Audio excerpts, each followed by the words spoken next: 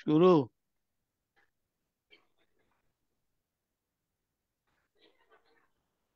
দেখতে পাচ্ছি না কেন? তোমাকে তো দেখতে পাচ্ছি। ও, আমি আপনার ছবিগুলো দেখতে পাচ্ছি আর কি, সব। মানে ইয়া না, লাইভ না, ওই ছবিগুলো আর কি। ওই আগে যে ছবিগুলো পোস্টারটার পাঠিয়েছি। হ্যাঁ, পোস্টার পোস্টার। পোস্টার। ও আচ্ছা, এই যে এখন ঠিক আছে। জি, শুরু করেন প্লিজ। প্রিয় দর্শক বৃন্দ, আপনাদেরকে প্যারিসের জানালার ধারাবাহিক অনুষ্ঠানে স্বাগতম। আজকে আমরা 24শে ডিসেম্বর আমাদের 133তম পর্ব আমরা সাজিয়েছি। ঢাকা বিশ্ববিদ্যালয়ের তো অবশ্যই সলিমুল্লাহ মুসলিম হলের তিনজন প্রাক্তন কৃতি ছাত্রকে নিয়ে। আপনারা সবাই জানেন 1921 সালে যখন ঢাকা বিশ্ববিদ্যালয় প্রতিষ্ঠিত হয় তখন তিনটি হল নিয়ে এর যাত্রা শুরু হয়েছিল: সলিমুল্লাহ মুসলিম হল, জগন্নাথ হল ও ঢাকা হল। কালের বিবর্তনে দেখা যায় ইতিহাস মণ্ডিত সলিমুল্লাহ মুসলিম হল ঐশ্বর্যের দিক থেকে, ঐতিহ্যের দিক থেকে, ইতিহাসের দিক থেকে, গৌরবের দিক থেকে শীর্ষতম। তার কারণ এদেশের যত কিছু অর্জন, পাকিস্তান আমলেই হোক, ব্রিটিশ আমলেই হোক, এই অর্জনের সব কিছুর পেছনে স্পর্শ এবং অনুভূতি ছিল সলিমুল্লাহ মুসলিম হলের। সলিমুল্লাহ মুসলিম হলে এ দেশের, পাক ভারত উপমহাদেশের অনেক বরেণ্য ব্যক্তিত্ব, যেমন কবি রবীন্দ্রনাথ ঠাকুর, কবি নজরুল ইসলাম প্রমুখ, তারা এখানে এসছেন। এখানে তারা অনেক কিছু অবদান রেখেছেন সাহিত্য সংস্কৃতির দিক থেকে। আমরা সেই সলিমুল্লাহ মুসলিম হলের 3 দশকের, অর্থাৎ 60 দশকের মাঝামাঝি, যিনি 4 বছর ওখানে বসবাস করেছেন অনেক স্মৃতি নিয়ে, এবং এর পরে 70 দশকের শেষ দিকে এবং 80 দশকের প্রথম দিকে যিনি একইভাবে 4 বছর বা অধিক কাল যিনি ওখানে অতিবাহিত করেছেন, তেমনি ভাবে 90 দশকের আর একজন। এই 3 দশক নিয়েই আমাদের ঢাকা বিশ্ববিদ্যালয়, সেকাল ও একাল। আজকের অনুষ্ঠানে আমাদের সঙ্গে আছেন AFM ইহাইয়া চৌধুরী, আমাদের সঙ্গে আছেন মোজাম্মেল হক, আমাদের সঙ্গে আছেন ইকবাল হোসেন, এবং সৌভাগ্যক্রমে আমি নিজেও সলিমুল্লাহ মুসলিম হলের আবাসিক ছাত্র ছিলাম এবং অনেক কিছুর সঙ্গে আমি সম্পৃক্ত ছিলাম।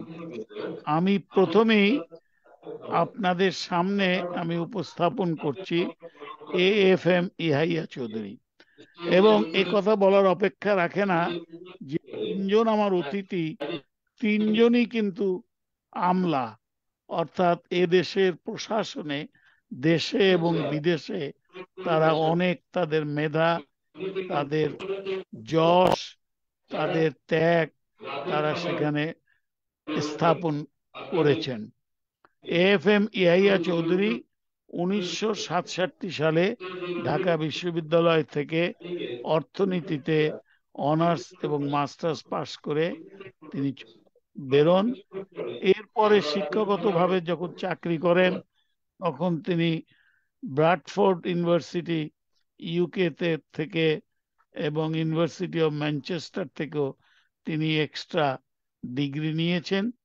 কিন্তু তিনি সিভিল সার্ভিসে যোগদান করেন 1969 সালে, এবং মাঠ প্রশাসনে সে সব স্তরেই চাকরি করেছেন। ডিভিশনাল কমিশনার ছিলেন। আবার যখন কেন্দ্রে অর্থাৎ রাজধানীতে চলে আসেন, তিনি প্রধানমন্ত্রীর প্রাইভেট সেক্রেটারি, অত্যন্ত গুরুত্বপূর্ণ একটি দায়িত্ব। এবং তাও বর্তমান প্রধানমন্ত্রী যখন প্রথমবার প্রধানমন্ত্রী হন শেখ হাসিনা, সেই সময় তিনি প্রাইভেট সেক্রেটারি হিসেবে দায়িত্ব পালন করেন। এরপর তিনি লন্ডন যান ইকোনমিক মিনিস্টার এবং অ্যাক্টিং হাই কমিশনার হিসেবে ওখানে দায়িত্ব পালন করেন। ওখান থেকে চলে আসেন। চলে আসার পরে উনি কিছুদিন পর 2003 সালে চাকরি থেকে অবসর গ্রহণ করলেও সামাজিক অনেক গুরুত্বপূর্ণ কর্মকাণ্ডের সঙ্গে তিনি জড়িত আছেন। যেমন উনি এনজিও ফাউন্ডেশনের চেয়ারম্যান এবং বর্তমানে সে বোর্ড অফ গভর্নর ইসলামিক ফাউন্ডেশনের একজন সদস্য। প্রিয় দর্শক বৃন্দ, আপনাদের সামনে এফএম ইয়াহিয়া চৌধুরী, এবং ইয়াহিয়া চৌধুরী তার সূচনা বক্তব্য দেবেন সলিমুল্লাহ মুসলিম হল তথা ঢাকা বিশ্ববিদ্যালয়ের সেই সোনালী দিনগুলোর স্মৃতি কথা। 7 মিনিট। ইয়াহিয়া চৌধুরী। ইয়াহিয়া। আমাকে আমাকে ধন্যবাদ জনাব। আমাকে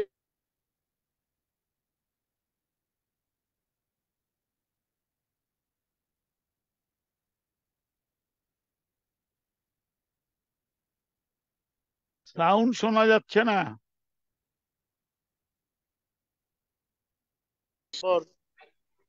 1971 সন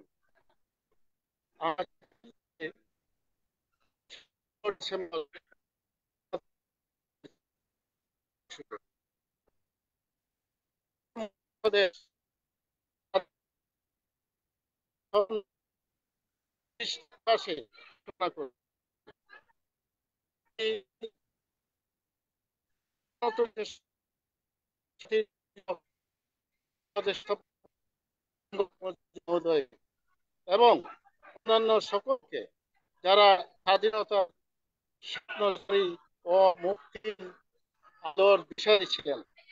আমি স্মরণ করছি ঢাকা বিশ্ববিদ্যালয়ের শিক্ষক, ছাত্র, কর্মচারী ও শ্রমিক যারা মুক্তিযুদ্ধে শহীদ হয়েছেন, তার সদ্গতি কামনা করছি। লক্ষ প্রাণের বিনিময়ে আমরা স্বাধীনতা অর্জন করেছি। এক সাগর রক্তের বিনিময়ে অর্জিত স্বাধীন সার্বভৌম গণপ্রজাতন্ত্রী বাংলাদেশ চিরজীবী হোক। ঢাকা ইউনিভার্সিটি আর শিক্ষাবর্ষ 1964 থেকে 1966। আমি 1966 অর্থে আমি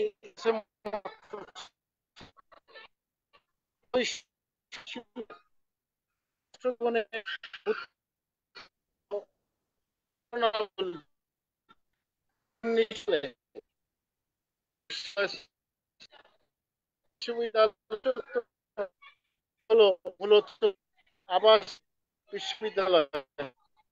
তাই বিশ্ববিদ্যালয়ে ভর্তি হওয়া ছিল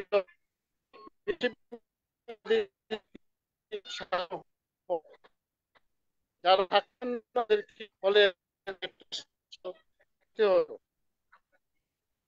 তখনকার বিশ্ববিদ্যালয়ে ছাত্রদের জীবন ছিল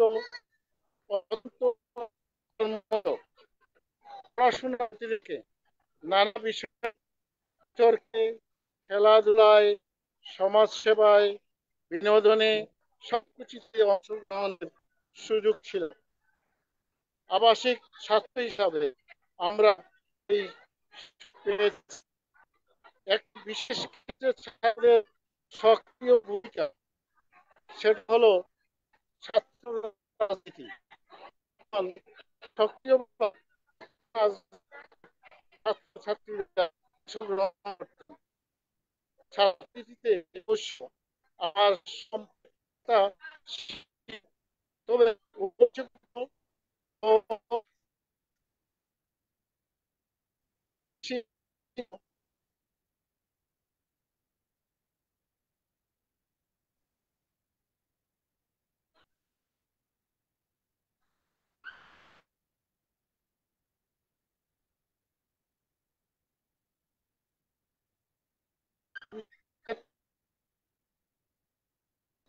এর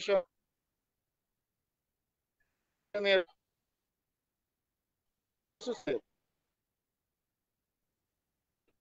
যখন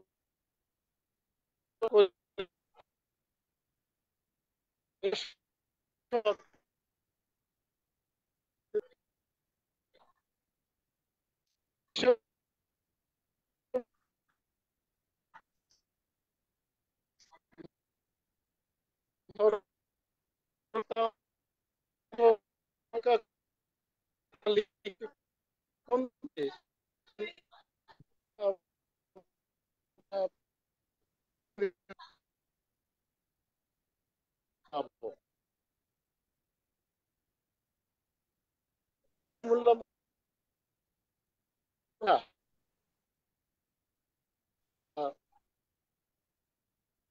সেই সময়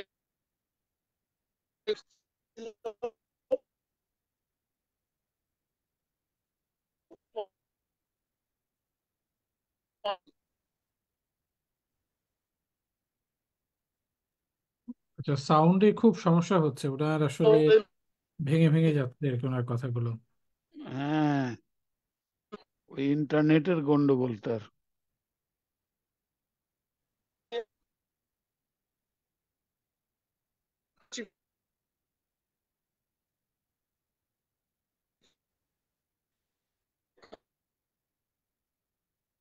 ইহাইয়া ইহাইয়া তোমার তোমার সাউন্ডটা ঠিক মতো আসছে না। তোমার ছেলেকে বলো ওইটা একটু ফিক্স করতে। তোমাকে সমাপনী বক্তব্যের সময় এই সময়টা আমি অ্যাডজাস্ট করে দেব। তোমার ছেলে কাছে থাকলে ওকে বলো সাউন্ডটা একটু অ্যাডজাস্ট করতে। শোনা যাচ্ছে না, অডিয়েন্স থেকে নানান রকমের অভিযোগ আসছে। এআইয়া এআইয়া তুমি তুমি ওইটা অ্যাডজাস্ট করার চেষ্টা করো। I am switching on to the next person. তোমার কাছে আবার আসবো, এর মধ্যে তুমি তোমার ছেলেকে বলো এটা অ্যাডজাস্ট করতে। প্রিয় দর্শক বৃন্দ, আমরা খুবই দুঃখিত, কারিগরি কারণে আমরা আমাদের প্রথম অতিথি ইয়াহিয়া চৌধুরীর বক্তব্যগুলো ঠিক মতো শুনতে পারছিলাম না। এ কারণে তার অসম্পূর্ণ বক্তব্য এখানেই শেষ রেখে আমরা পরবর্তী অতিথির কাছে যাচ্ছি, এবং তাকে যখন আবার সমাপনী বক্তব্য দেওয়া হবে তখন তার সময়টা আমরা একটু অ্যাডজাস্ট করে নেব। প্রিয় দর্শক বৃন্দ, আজকে 24শে ডিসেম্বর, এটা বিজয়ের মাস, আমরা সবাই জানি।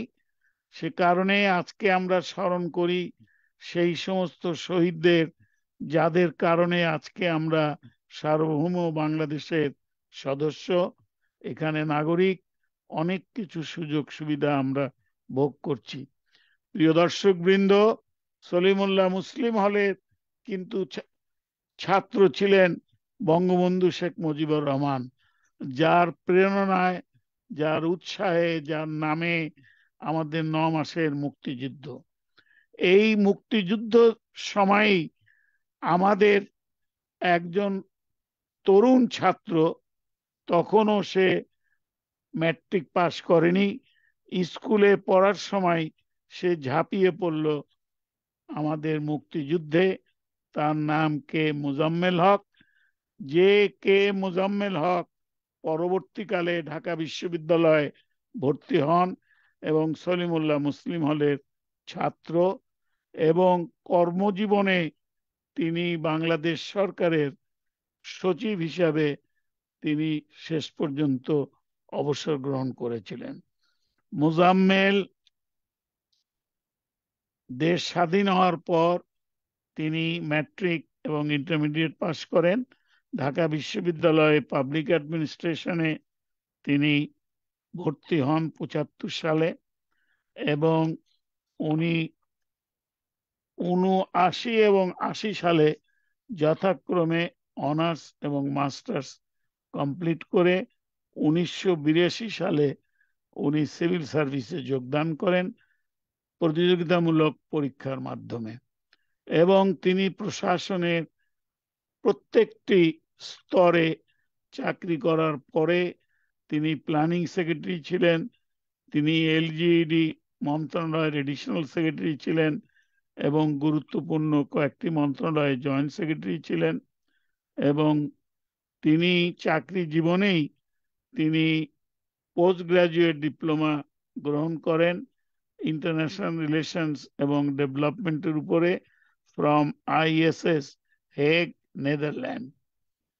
এবং সব থেকে গর্বের বিষয়, তিনি সলিমুল্লাহ মুসলিম হল অ্যালামনাই অ্যাসোসিয়েশনের সেক্রেটারি জেনারেল ছিলেন বেশ কয়েক বছর, এবং তিনি আমাদের অফিসারদের যে ক্লাব, অফিসার্স ক্লাব ঢাকা, সেখানে দীর্ঘদিন যাবৎ বিভিন্নভাবে তিনি সম্পৃক্ত।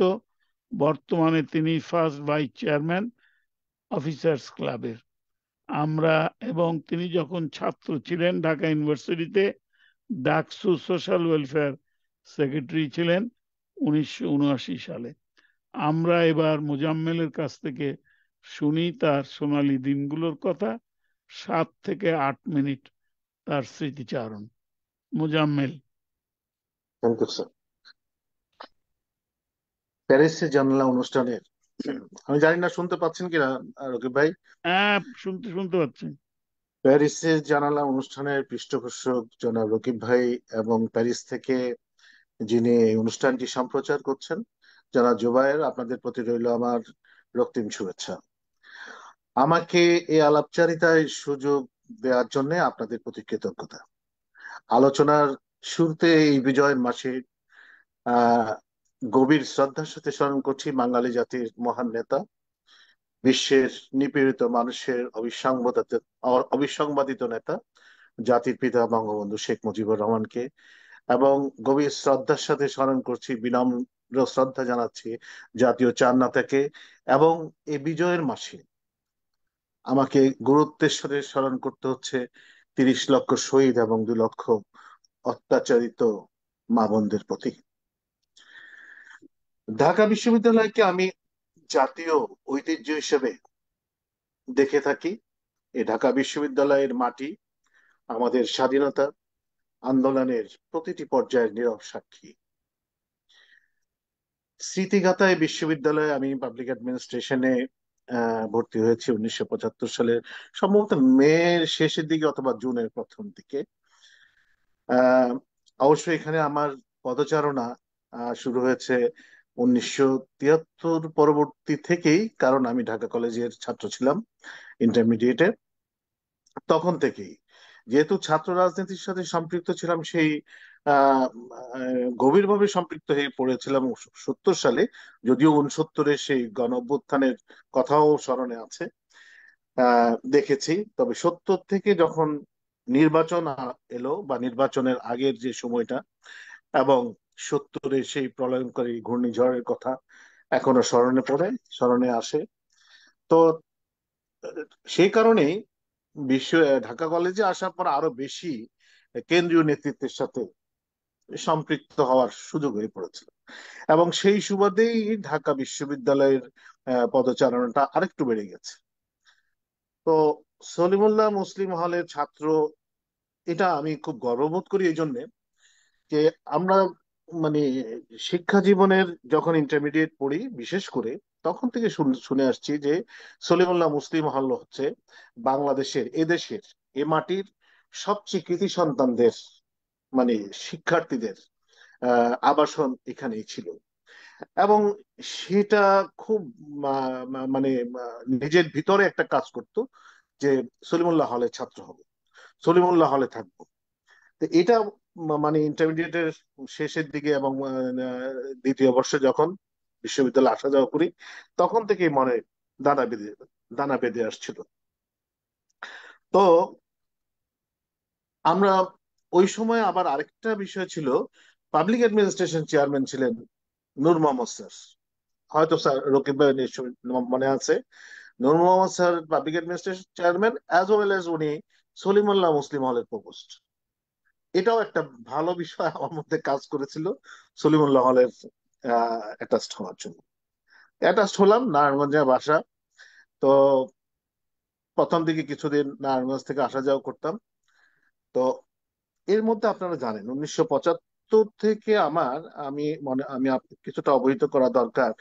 1975 থেকে 81 এর মাঝামাঝি সময় অবধি আমি বিশ্ববিদ্যালয় জীবন অনেক স্মৃতিমধুর হলেও 1975 থেকে 76 ফেব্রুয়ারি পর্যন্ত আমার জীবনে অনেক ক্রান্তিকাল কেটেছে।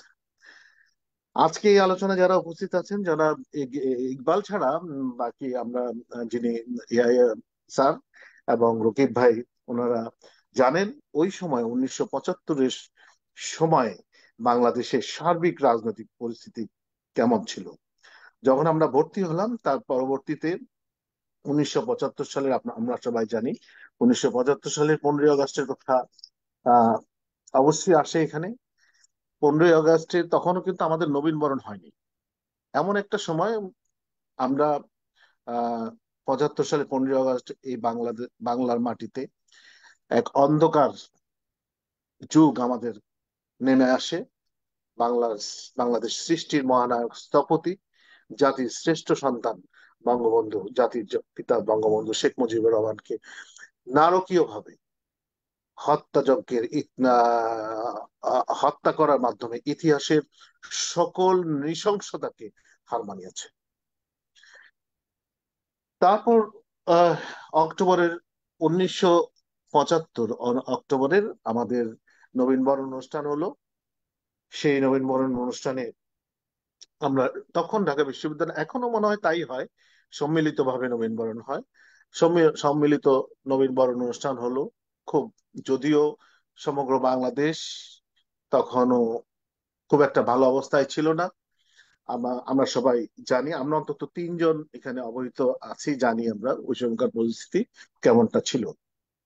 তারপর আমরা জানি 2রা নভেম্বর বাংলাদেশের জাতীয় চার নেতাকে হত্যা করা হয়েছে। এরপরে যেদিন 3 তারিখে 2রা নভেম্বর চার নেতাকে হত্যা করার পরে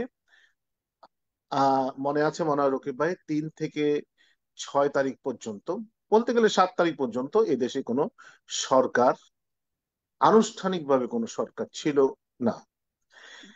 তখন 7ই নভেম্বর 1975-এর একটা বিপ্লব প্রতি বিপ্লব এই ধরনের ঘটনা ঘটছিল সেনাবাহিনীতে। সেই বিদ্রোহ দেখা দেয় যার নেপথ্যে ছিল দেশের রাষ্ট্র ক্ষমতা দখল করা। তো যারাই দখল করুক, সেই সময়ে আমরা জানি 7ই নভেম্বর যে ঘটনাটা ঘটেছিল, সেই ঘটনার সময় আমি নারায়ণগঞ্জে অবস্থান করছিলাম। নারায়ণগঞ্জে আমার বাসা। নারায়ণগঞ্জে অবস্থান করছিলাম, আমরা রাস্তায় সকালবেলায় দাঁড়িয়ে, আমরা ছাত্রলীগের বেশ কিছু ছেলেপেলে সহ আমরা দাঁড়িয়েছিলাম। হঠাৎ করে সামরিক বাহিনীর একটি গাড়ি এসে আমাদেরকে, আমাদের তিনজনকে উঠায় নিয়ে গেল। চোখ বেঁধে অবস্থা, উঠানোর আগেও মানে মানে কঠিন, মানে এটা ভাষায় প্রকাশ করার মতো না। উঠানোর আগেও যে নির্যাতন ভোগ করতে হয়েছে, সেই নির্যাতনের পর গাড়িতে তুলে নিয়ে গেল চোখ বেঁধে। পায়ে কিন্তু তখন আর কিছু নেই। এই অবস্থায় যখন আমাদেরকে নামানো হলো, তখন মনে হলো কার্পেটেড একটা রুম দিয়ে, চোখ তো বাঁধা, একটা রুমে যাচ্ছি কার্পেটেড, পায়ে টের পাচ্ছিলাম। তারপরে সেখানে সকাল গেল, দুপুর গেল, বিকেল গেল, রাত গেল, ভোরের দিকে আমাদের তেজগাঁ থানা হ্যান্ড ওভার করে। আমরা ওয়্যারলেসে কিন্তু সব শুনছি, আর্মিরা যে কথাবার্তা বলছে সব শুনছি, জিআর নির্দেশ টির্দেশ এগুলো সব শুনতে পাচ্ছিলাম। তখন আমাদেরকে নির্দেশ দেওয়া হলো, ওরা ওরা ওরা বলছিল আর্মির লোকরা যে নারায়ণগঞ্জ থেকে শেষ পর্যন্ত একজনকে আবার আলাদা করে ফেললো আমাদের মধ্যে থেকে। আমরা দুইজন একসাথে, ছাত্রলীগের কোনো সাংগঠনিক সম্পাদক নজর আর আমি, তা আমাদের দুজনকে একসাথে ওরা বললো যে নারায়ণগঞ্জ থেকে এদেরকে আনা হয়েছে, কি করব। তখন ওই পার থেকে উত্তর দেওয়া ছিল ওয়্যারলেসে, এদেরকে তেজগাঁ থানায় হ্যান্ড ওভার করে দেওয়া। খুব ভোরে যখন নিয়ে যাচ্ছিল, তখন পথে পথে, মানে আমার এখনো সেই বিভীষিকাময় সময়টা মনে হলে চোখের পানিও আসে। আবার ক্রোধ সৃষ্টি হয় 3-4 জায়গায় টানাটানি। এতগুলো বুলেট বুলেট গেল, আর 2টা বুলেটের জন্য এদেরকে নিয়ে কোথায় নিয়ে যাও। তারপরে এই ক্যান্টনমেন্টের এমন ভিতরে নিয়ে গেছিল, ওখান থেকে 2-3 বার আমাদেরকে ট্রাক গাড়ি চেঞ্জ করে করে কিছুটা হেঁটে কিছুটা গাড়িতে এভাবে করে তারপর তেজগাঁ থানায় হ্যান্ড ওভার করা হলো। তো হ্যান্ড ওভার করার পরে ওসি, পরে আর্মি চলে যাওয়ার পরে ওসি আমাকে বলতেছে জীবনের জীবনের মানে জীবন ফিরে পেলেন আর কি। তা আসলে 7ই নভেম্বর নারায়ণগঞ্জ থেকে অনেককেই ধরে ধরে আনা হয়েছে, অনেককেই গুলি করে হত্যা করা হয়েছিল সেদিন। আমাদের ছাত্রদের মধ্যেও অনেককে গুলি করে হত্যা করা হয়েছিল। কিভাবে যে বেঁচে গেলাম আমি তাই বলি, আমার 7ই নভেম্বর আরেকটা জন্মদিন। এই জন্য বলি আমার দ্বিতীয় জন্মদিন এটা, যে সেদিন বেঁচে গেছিলাম। এরপরেও কিন্তু নভেম্বরের পরেও কিন্তু আমার উপর থেকে কিন্তু বিপদ যায়নি। সেই নভেম্বর গেল, ডিসেম্বর গেল, এরপর আমি 1 মাস বিশ্ববিদ্যালয় যাইনি, ঢাকার বাইরে ছিলাম। তারপর বিশ্ববিদ্যালয়ে আসার পরেও সিভিল ড্রেসে আর্মি ঢাকা বিশ্ববিদ্যালয়ে মানে আনাচে কানাচে মানে ধরাধরি চলছে। এর মধ্যে তারপরে মোটামুটি 76-এর ফেব্রুয়ারি মার্চের দিকে পরিস্থিতি কিছুটা উন্নত হলো, স্বাভাবিক হলো। তখন আমরা সলিমুল্লাহ হলে তখন আমি উঠেছি মাত্র, সলিমুল্লাহ হলে উঠে গেছি। তারপরে উঠার পরে আমরা সলিমুল্লাহ হলে উঠার পর স্বাভাবিকভাবে অনেক স্মৃতি সেই সময়, যে বঙ্গবন্ধু নেই একদিকে, আরেকদিকে আরেকদিকে ছাত্র রাজনীতি, আরেকদিকে আহ, সামরিক সরকারের আহ, ছাত্রদেরকে নিয়ে বিভিন্ন ধরনের খেলাধুলা। আপনার হিজবুল বাহারের কথা নিশ্চয়ই মনে আছে রকিব ভাই। সেই হিজবুল বাহারের পাঠানোর মধ্য দিয়ে ছাত্রদের আহ, কলুষিত করা হচ্ছে তাদের ব্রেনকে। এইভাবে চলতে থাকে এই সময়টা। তারপরে আমরা এস এ মলে আমি যখন আসলাম, তখন তখন পর্যন্ত ঢাকা বিশ্ববিদ্যালয়ে মুক্তিযোদ্ধা সংসদ ছিল না। তখন আমি আমি তারপরে আমার নাইম, আব্দুর রহিম, রহিম ভাই সহ আমরা কতিপয়, মোস্তাফিজ অবশ্য মারা গেছে এর মধ্যে, আমরা 8-10 জন মিলে আমরা প্রথম ঢাকা বিশ্ববিদ্যালয় ইউনিট মুক্তিযোদ্ধা সংসদ আমরা গঠন করলাম কেন্দ্রীয় কেন্দ্রের নির্দেশ অনুযায়ী। মোজাম্মেল তারপরে আমরা, হ্যাঁ মোজাম্মেল শেষ করতে হবে 1 মিনিটের মধ্যে। হ্যাঁ একটু একটু শেষ করে দিচ্ছি।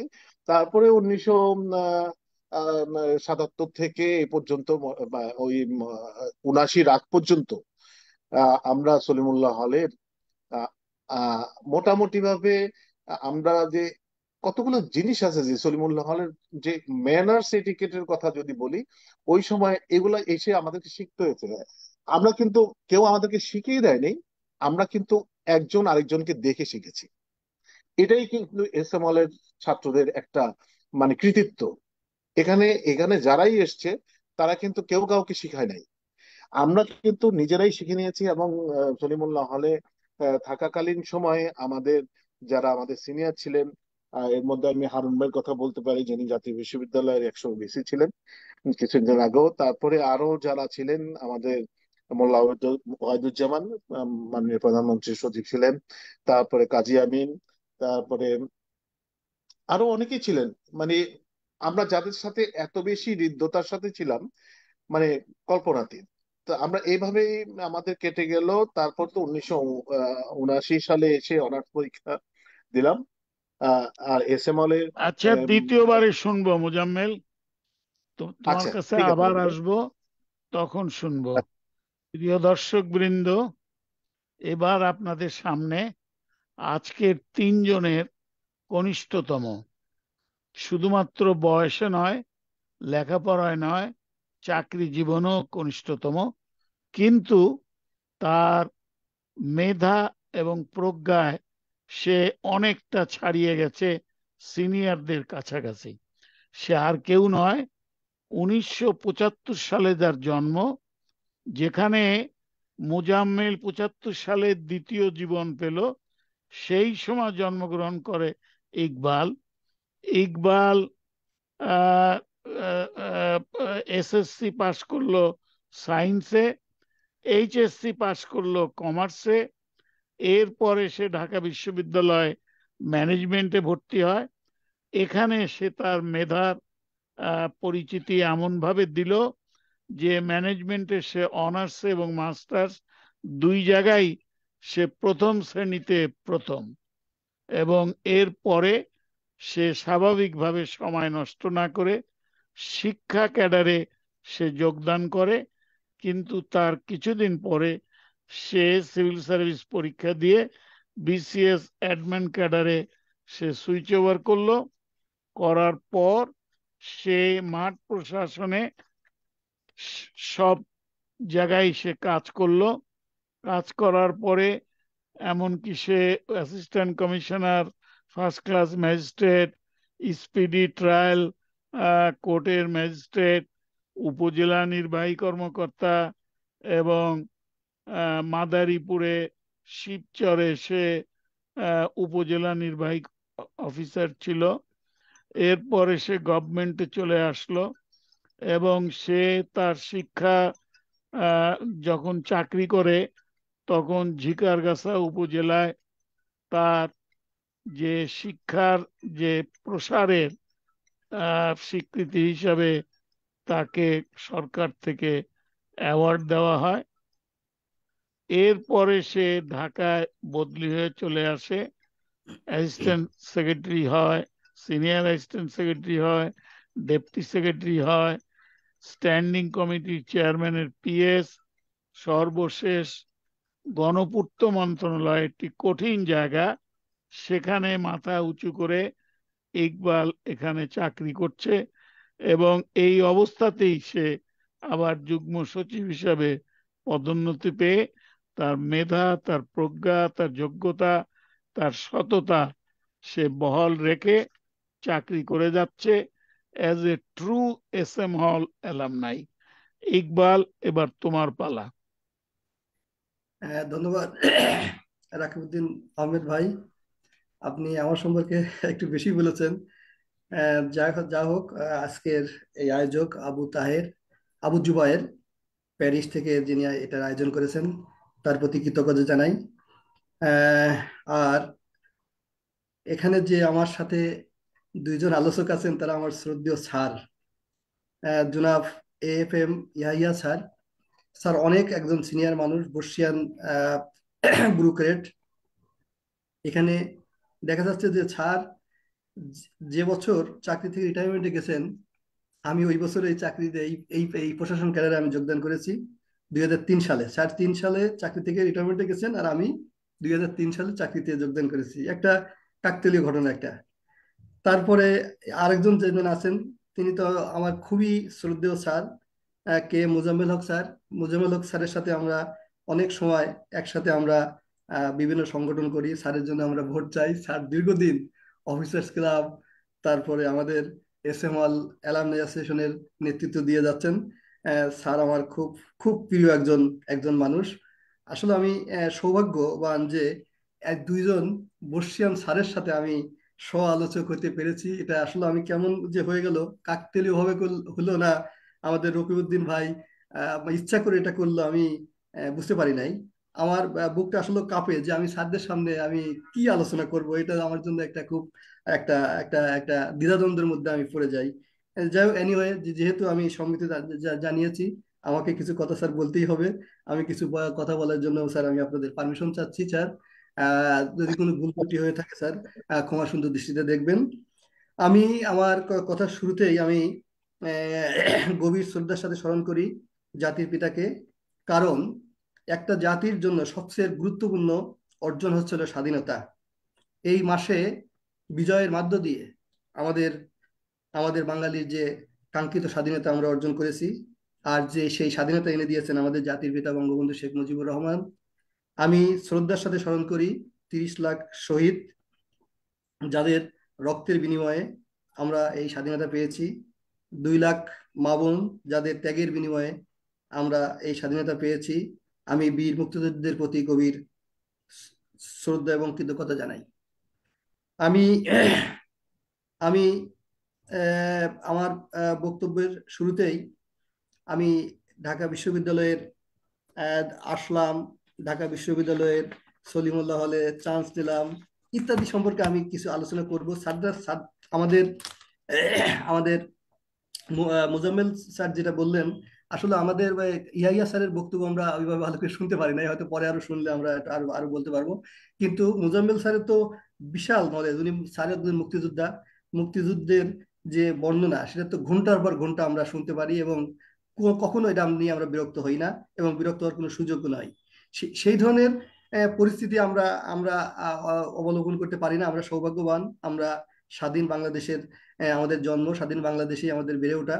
স্যারদের ত্যাগের কারণেই আমরা আজকে এই এই ফসল পাই।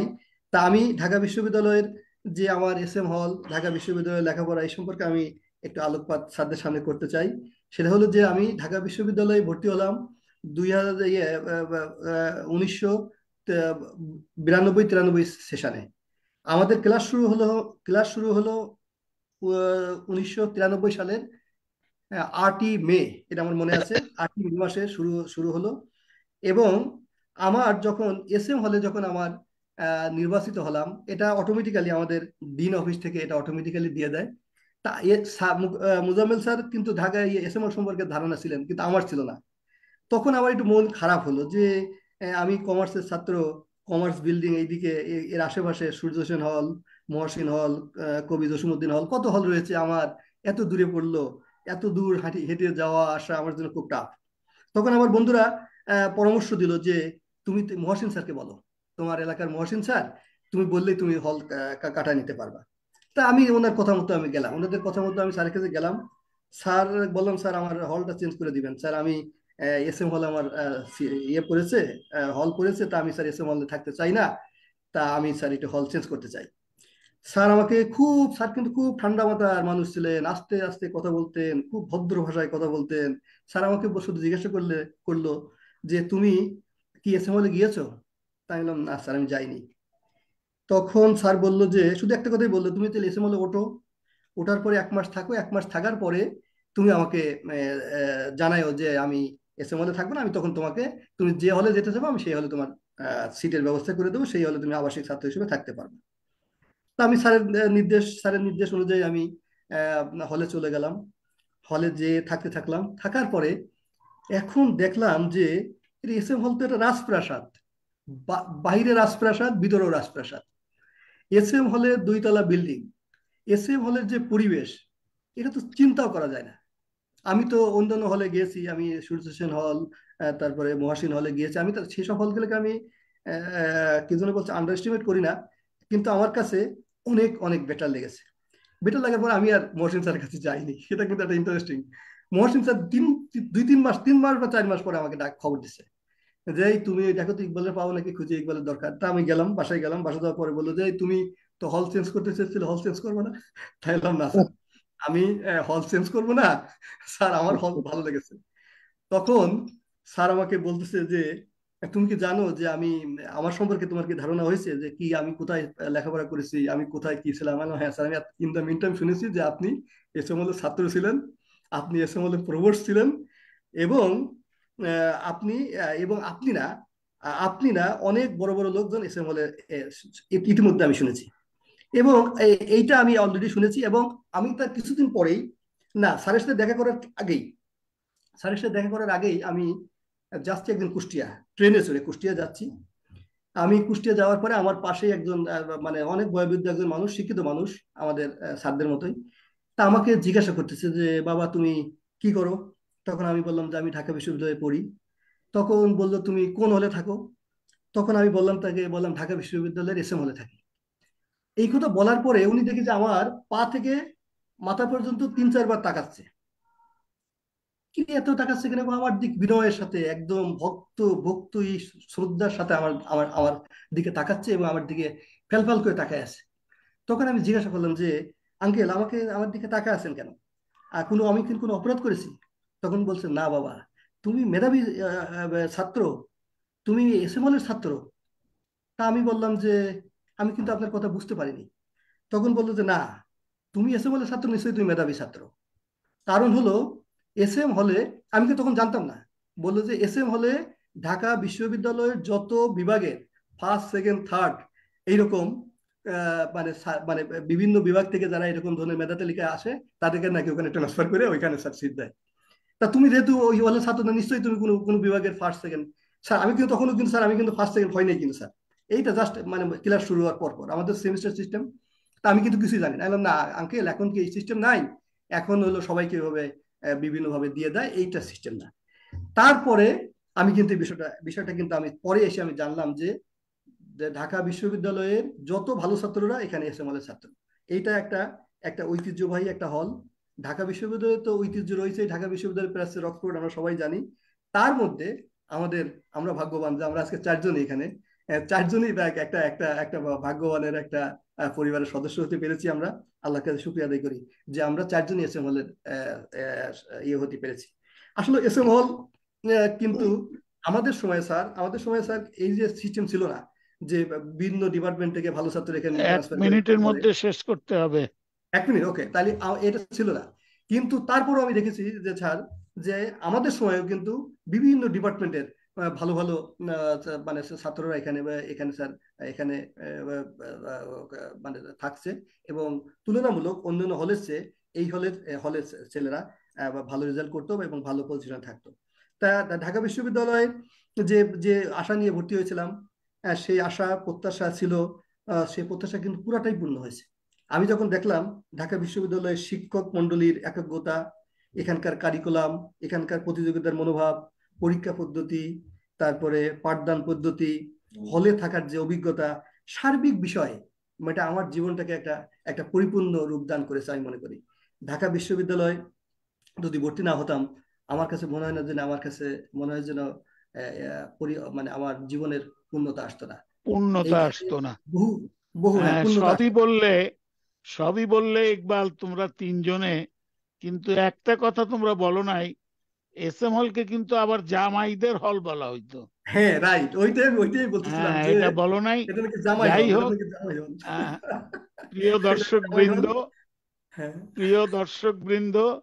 আমাদের আজকের এই পর্বের প্রথম পর্যায়ে আমরা এখানে শেষ করলাম। দ্বিতীয় পর্যায়ে যাওয়ার আগে অবশ্যই দর্শকবৃন্দ, আপনাদের প্রতি আমাদের কৃতজ্ঞতা আবার পুনর্ব্যক্ত করছি। তার কারণ আপনারা আছেন বলেই আমরা বিগত 3 বছর যাবৎ এই অনুষ্ঠানটি ধারাবাহিকভাবে আমরা করতে পেরেছি। এবং তার পাশাপাশি যেহেতু আমাদের এই অনুষ্ঠানটি প্যারিস থেকে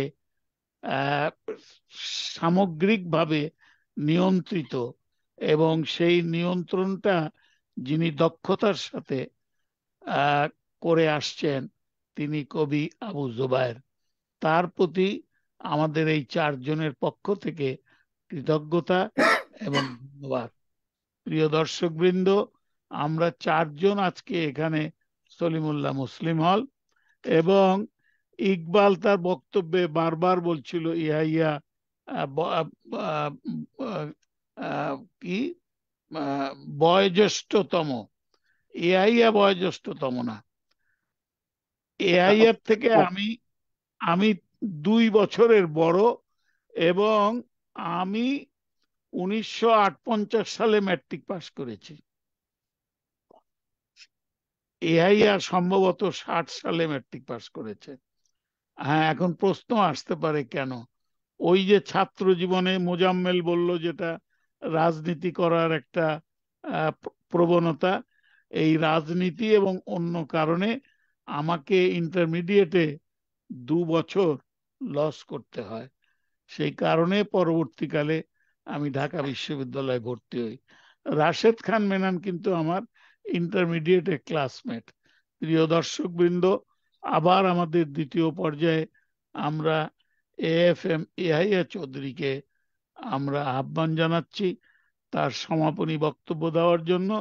আশা করি ইয়াহিয়া চৌধুরীর যে টেকনিক্যাল যে সমস্যাটা ছিল সেটা ইতিমধ্যে ফিক্স করা হয়েছে।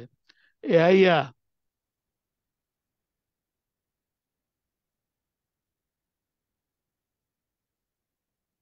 ইয়াহিয়া তুমি আসো? মিউট করতে হবে। ইয়াহিয়া আনমিউট করো।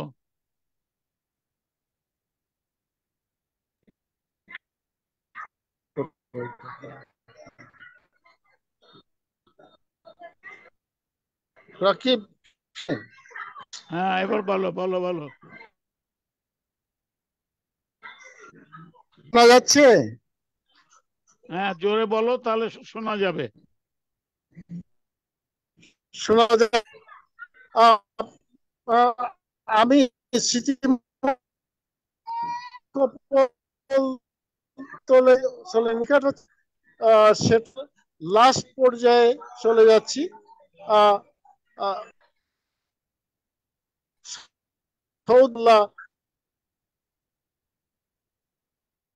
হলিমুল্লাহ, শিক্ষার সূর্য, শান্তি, জীবন,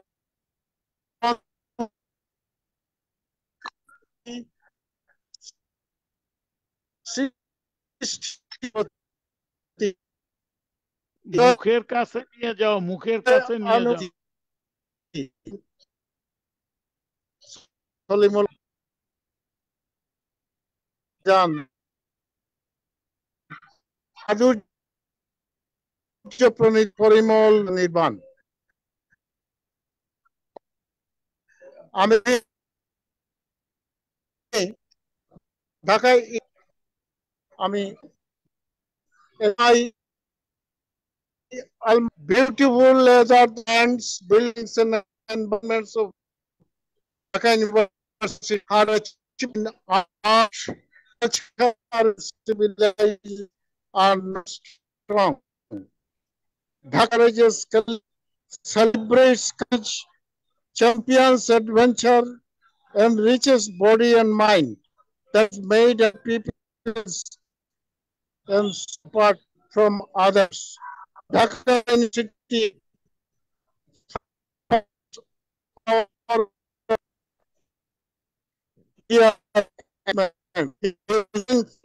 hope and courage. Dhaka University heralds promises of self-determination, attainment of truth and accuracy, sense of right and wrong, and human spirit. Dhaka University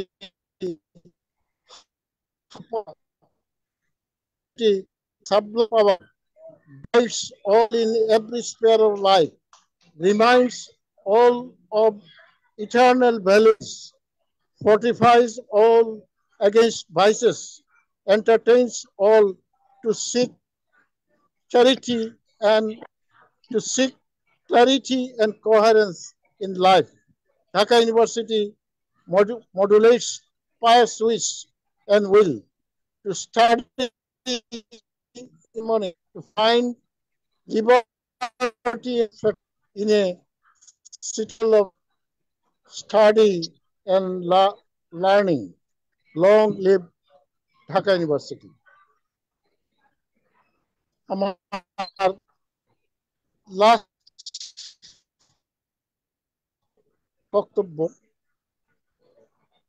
অনন্ত আশা, অসীম উৎসাহ, অপরিমেয় তেজ, অদম্য সাহস,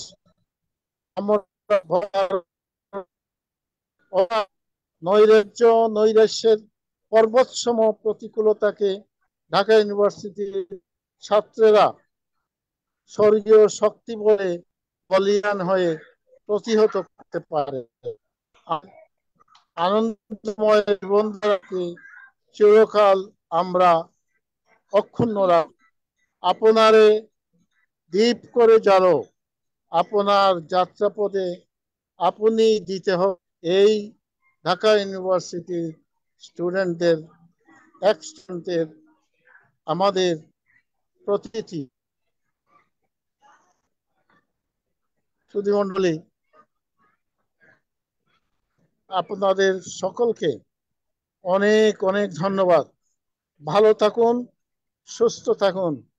আসসালামু আলাইকুম। ওয়ালাইকুম আসসালাম। ইয়াইয়া, তোমাকে অশেষ ধন্যবাদ। প্রিয় দর্শক বৃন্দ, আমাদের সামনে এখন কে মুজাম্মেল হক, এরপর ইকবাল হোসেন। কে মুজাম্মেল এবং ইকবাল দুজনকে আমি হ্যাঁ, কতক্ষণ সময় পাবো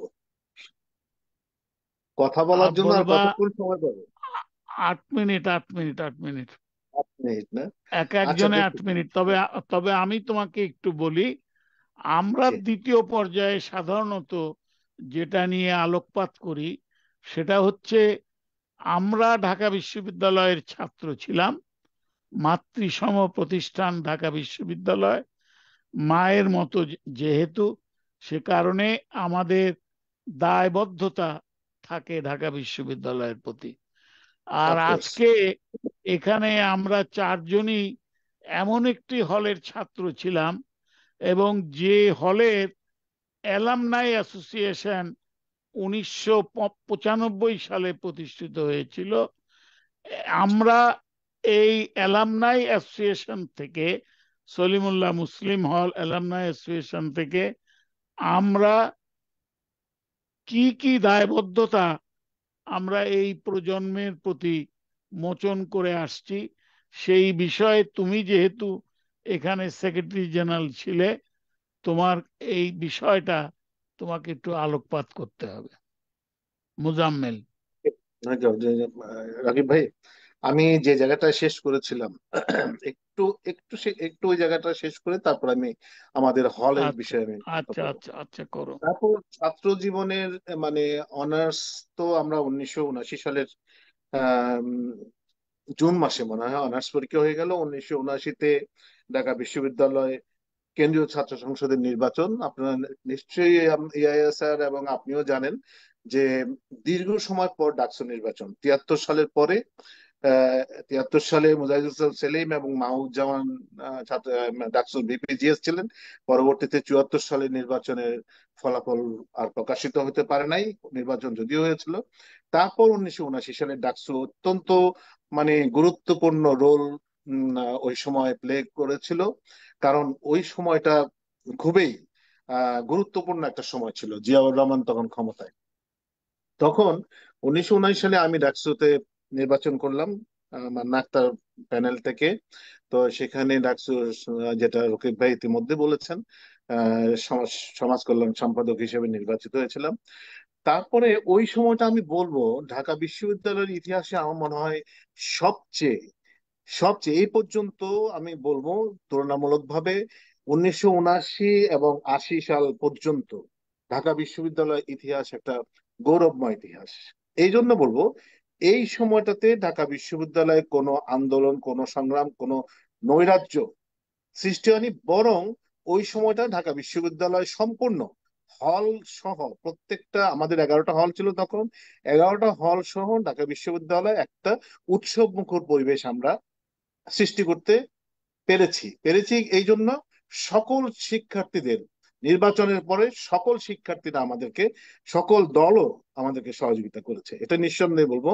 কারণ ওই সময় আমরা নাট্য উৎসব করেছি, তারপরে নাট্য উৎসব করেছি, বক্তৃতা প্রতিযোগিতা সপ্তাহ পালন করেছি, তারপরে বিভিন্ন ধরনের কালচারাল অনুষ্ঠান, সপ্তাহব্যাপী কালচারাল অনুষ্ঠান প্রত্যেকটা হলের আলাদা আলাদা ভাবে, এইভাবে আমরা কিন্তু উৎসব মুখর পরিবেশে আমরা কাটিয়েছি। যেমনি পড়াশোনা হয়েছে, সেশন যত অনেক কেটে গেছিল।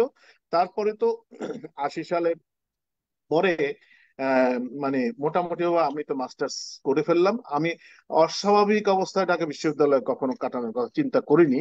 এই জন্যে, কারণ হলো আমি হল না ছেড়ে দিলে আরেকজন আসবে কি করে, সেই জন্য আমি হল থেকে 1980 সাল 81 সালের প্রথম দিকে আমি ঢাকা হল থেকে বাসায় চলে যাই। আচ্ছা, এইবার আসি আমি চাকরি জীবন। তো স্যার বললেন, রকিব ভাই বলেছেন আমি 82 ব্যাচের। আমি প্রথম চাকরি জীবন আমার শুরু হয়েছে 83 সালে। আপনার ইআরডি তে ফার্স্ট পোস্টিং, এক নাগাড়ে 7 বছর ইআরডি তে ছিলাম। তৎকালীন বহিঃসম্পদ বিভাগ বলা হতো এটাকে, এখন অর্থনৈতিক সম্পর্ক বিভাগ। তারপরে আমি এবার এসএমএল এর কথা বলতে, তার পরবর্তী পর্যায়ে senior secretary, deputy secretary, joint secretary home, তারপরে জয়েন্ট সেক্রেটারি পূর্ত, জয়েন্ট সেক্রেটারি শিক্ষা, তারপরে এডিশনাল সেক্রেটারি লোকাল গভর্নমেন্ট। আমার অবশ্য পোস্টিং কিন্তু খুব একটা বেশি ছিল না, মানে যেখানে গেছি 4-5 বছর এইভাবে করে, মানে সর্বশেষ তো লোকাল গভর্নমেন্টে প্রায় 5 বছর। তো যেটা বলবো এসএমএল এর কথা, এসএমএল অ্যালুমনি অ্যাসোসিয়েশনের ভিতটা কিন্তু রকিব ভাই রচনা হয়েছে কিন্তু 1979 সালে, 1979-80 সালে। 80 সালে আপনি মনে আছে আমরা সুবর্ণ জয়ন্তী করেছি। একটা বিরাট একটা অনুষ্ঠান। এই সময়ে তৎকালীন আমাদের ডাকসাইটের এই সচিব ছিলেন মহিত চৌধুরী, সরি মহিত চৌধুরী না, আবুল মাল মাল আব্দুল মুহিত, মহিত, মাল মাল মহিত। মুহিত ইআরডি, হ্যাঁ, মাল ইআরডি মহিত সেক্রেটারি ছিলেন, ইআরডি সেক্রেটারি ছিলেন। ইআরডি সেক্রেটারি ছিলেন। হ্যাঁ, ইআরডি সেক্রেটারি ছিলেন। তো ওই মহিত স্যার সহ ওনারা সবাই আসলেন হলে, তখন কিন্তু আমি ডাকসুতে। তারপর মহসিন ডাকসু জিএস, ফিরোজ ভাই তখন ডাকসুর ভিপি, ইয়া এসএমএল এর ভিপি, আর মহসিন এসএমএল এর জিএস। তখন মোটামুটি ভাবে আমরা ছাত্র সংসদ ডাকসুর প্রতিনিধিত্বে আমি করেছি, আর এমনি হল সংসদ তো আছেই। সেই বিশাল অনুষ্ঠান থেকেই কিন্তু একটা কমিটি ফর্ম করার মধ্যে দিয়ে আস্তে আস্তে কিন্তু এটা কিন্তু সাংগঠনিক যে একটা ভিত্তি, ভিত রচনাটা, এটা আপনি ঠিকই বলেছেন রকিব ভাই। 95 সালে এসে তারপরে এটা একটা সাংগঠনিক রূপ নেয়, আমাদের এসএমএল অ্যালামনি অ্যাসোসিয়েশন। আপনিও আপনিও আমাদের সুযোগ্য ওই সময় সাধারণ সম্পাদক ছিলেন এক সময় এসএমএল অ্যালামনি অ্যাসোসিয়েশনের। পরবর্তী পর্যায়ে যারা এসছেন আমার আগে মোহিত চৌধুরী স্যার ছিলেন সভাপতি, তারপরে শাহুল্লাহ ভাই ছিলেন সেক্রেটারি। তার পরবর্তী পর্যায়ে আমি আসছি। এরপর আমি আসার পরে আমরা দীর্ঘদিনে আমাদের এসএম হলের একটা, সবার মনের একটা ইয়ে ছিল যে এসএম হলের জন্য একটা অফিস সৃষ্টি করা, একটা জায়গা সৃষ্টি করা। এটা তখন আমাকে যখন নির্বাচিত করা হলো, তখন আমি সেদিন কথা দিয়েছিলাম। আমরা ডক্টর ফরাসউদ্দিন আমাদের তখন এসএমএল অ্যালামনি অ্যাসোসিয়েশন সভাপতি হলেন, আমি সেক্রেটারি। তখন আমি তখন আমি আহ, অতিরিক্ত সচিব লোকাল গভর্নমেন্টে ছিলাম। তারপরে আমরা কিন্তু এই ধারণাটা নিয়েই কিন্তু আমরা নেমেছি, এটা করতেই হবে। আমি মনে আছে 79 লক্ষ টাকা তখন আমাদেরকে শাহাবুল্লাহ ভাই, যে উনিও সচিব হয়েছিলেন, শাহাবুল্লাহ ভাইরা যখন সেক্রেটারি ছিলেন তখন আমাদেরকে 79 লক্ষ টাকা বুঝিয়ে দিয়ে তারপর ওনারা আহ, দায়িত্ব দিলেন। তারপরে আজকে রূপায়ণ টাওয়ারে, আমরা বাংলা মঠের রূপায়ণ টাওয়ারে যে অফিসটা তৈরি করেছি, এই অফিসটা তৈরি করতে আমাদের আমরা মোট 1,72,লক্ষ টাকার মতো আমাদের ব্যয় হয়েছে। আর যিনি যে রূপায়ণের মালিক তাদেরকে 1,50,লক্ষ টাকা দিয়েছি। আর 22 লক্ষ টাকার মতো সবকিছু মিলে, আরো আদার্স খরচ টরচ মিলে আরো 22 লক্ষ টাকা গেছিল আমাদের রেজিস্ট্রেশন সহ। তা এটা কিন্তু আমাদের জন্য একটা গৌরবের বিষয়। ঢাকা বিশ্ববিদ্যালয় এই পর্যন্ত, ইতিহাসে এই পর্যন্ত ঢাকা বিশ্ববিদ্যালয়ের কোনো ডিপার্টমেন্ট বলেন, কোনো হল বলেন, কারো কিন্তু কোনো অফিস নাই, একমাত্র এসএমএল এর অফিস। আমি সার্থক কিনা বা সফল কিনা আমি জানি না, রকিব ভাইরা বলবেন। আমি আমার সাধ্য মতো চেষ্টা করেছি যে এই একটা অন্তত পক্ষে আমি বাস্তবায়ন করে যাব। আমি আপনাদের না, দোয়ায়, তোমাকে আপনাদের সবার তোমাকে অবশ্যই সহযোগিতা। অভিনন্দন, তোমাকে অবশ্যই অভিনন্দন।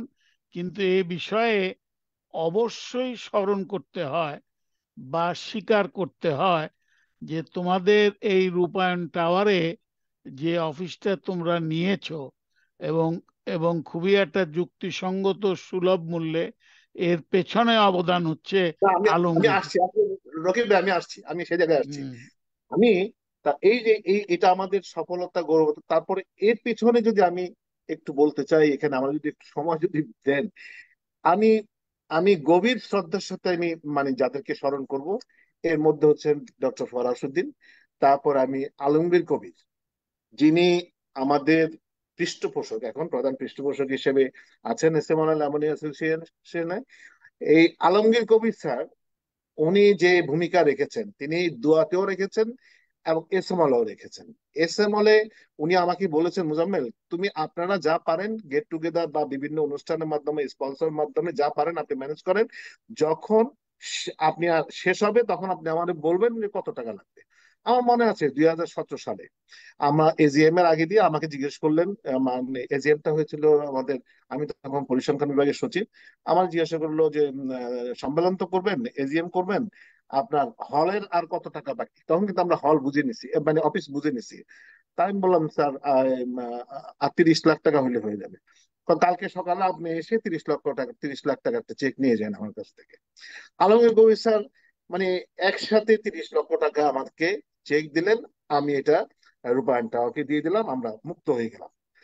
মানে এই যে আলমগীর কবির স্যার শুধুমাত্র এখানে যে এতটা করেছেন তা না, প্রত্যেকটা এজিএম এ আমার আমি গেট টুগেদার করেছি দুই টার্মে দুইটা গেট টুগেদার করেছি। এই দুইটা গেট টুগেদারে উনি 7 থেকে 7.5 লক্ষ টাকা করে সকাল থেকে দুপুর বিকাল পর্যন্ত যে মানে লাঞ্চ, নাস্তা, তারপর বিকালে স্ন্যাক্স সবকিছু ফাইন্যান্স করেছেন উনি। তবে এবার এগুলো যদি হিসাব করি তাহলে কিন্তু অনেক টাকার ব্যাপার। আলমগীর কবির সাহেব কিন্তু উদার ভাবে বলেছেন আপনার যা লাগবে এটার দায়িত্ব আমার। আমি কৃতজ্ঞতার সাথে ওনাকে স্মরণ করছি আরো ডক্টর ফরাসউদ্দিন স্যারকে। স্যার কিন্তু আলমগীর সাহেবকে ধরে রেখেছেন। জাকির স্যার, ওনাকেও শ্রদ্ধার সাথে স্মরণ করি, কারণ জাকির স্যার আমাকে ফাইন্যান্স মানে অর্থ সংগ্রহের ব্যাপারে যে ভূমিকাটা রেখেছেন এটা নিঃসন্দেহে একটা মানে অভিভাবক সুলভ এবং মানে ওনার যে প্রচেষ্টা, ওনার যে মানে ফলো আপ করা, যে কে কিভাবে দিলেন, কত দিলেন, কেন দিলেন না, কোত্থেকে আসবে, ওর সাথে যোগাযোগ করো, এই যে এই কাজগুলো আমি সেক্রেটারি হলেও হবে না তো, আমাকে একজন পরিচালিত করতে হবে। সেই জায়গাটা কিন্তু জাকির স্যার মানে তখন সভাপতি ছিলেন যদিও ডক্টর ফরাসউদ্দিন, কিন্তু ওনাকে এম্পাওয়ার করা হয়েছিল ফাইন্যান্স কমিটি হিসেবে, যে উনি আমাকে এই সহযোগিতাটা দিয়েছেন। আমি কৃতজ্ঞ ওনাদের কাছে, জাকির স্যারের কাছে, ডক্টর ফরাসউদ্দিনের কাছে, এবং আমাদের অন্যান্য সহকর্মীদের কাছে। অন্যান্য সহকর্মী যেমন আহসান হাবিব রিপন আছে, তারপরে আমাদের আরো যারা ছিলেন, রাফেজ ভাই আছেন, তারপরে আপনার স্বপন আছে, জহুর আছে, মানে আবার অনেকে আছে, ফারুক ভাই তো মারা গেলেন। ফারুক ভাইরা ফাইন্যান্স অর্থ অত জোগাড় না করতে পারলেও সময় দিতেন, মানে সংগঠনের কাজে সময় দিতেন, এটা ঠিক। কিন্তু মানে আরো অন্যান্য অনেকে আছে যে আর্থিকভাবে নাজিমুদ্দিনের কথা আমাকে বলতে হয়, আমাদের এনার্জি সেক্রেটারি ছিল নাজিমুদ্দিন, সেও 10 লাখ টাকা দিয়েছে। তারপরে ফরাসউদ্দিন স্যারও 10 লাখ টাকা ম্যানেজ করে দিচ্ছিল ডাচ বাংলা ব্যাংক থেকে। মানে এইভাবেই কিন্তু আমরা কিন্তু একটা একটা প্রোগ্রাম থ্রো করেছি, একটা প্ল্যানিং, এবং এটা বাস্তবায়ন করতেই হবে যে করেই হোক। আমি আমি আমি সার্থকতা সফলতা এই বিষয়টা বিবেচনা করবে আমাদের আমাদের সতীর্থরা যারা এসএমএল এর ছিলেন তারাই। তবে আজকে যে আলোচনার যে বিষয়টা, যে রকিব ভাই যে এই কাল এবং সে কালের কথা যেটা বলছেন, সেই জায়গাটা যদি না যায় তাহলে মনে হয় আমার আলোচনাটা অপূর্ণই থাকবে। আমি এই বিষয়ে কয়েকটা কথা বলতে চাই।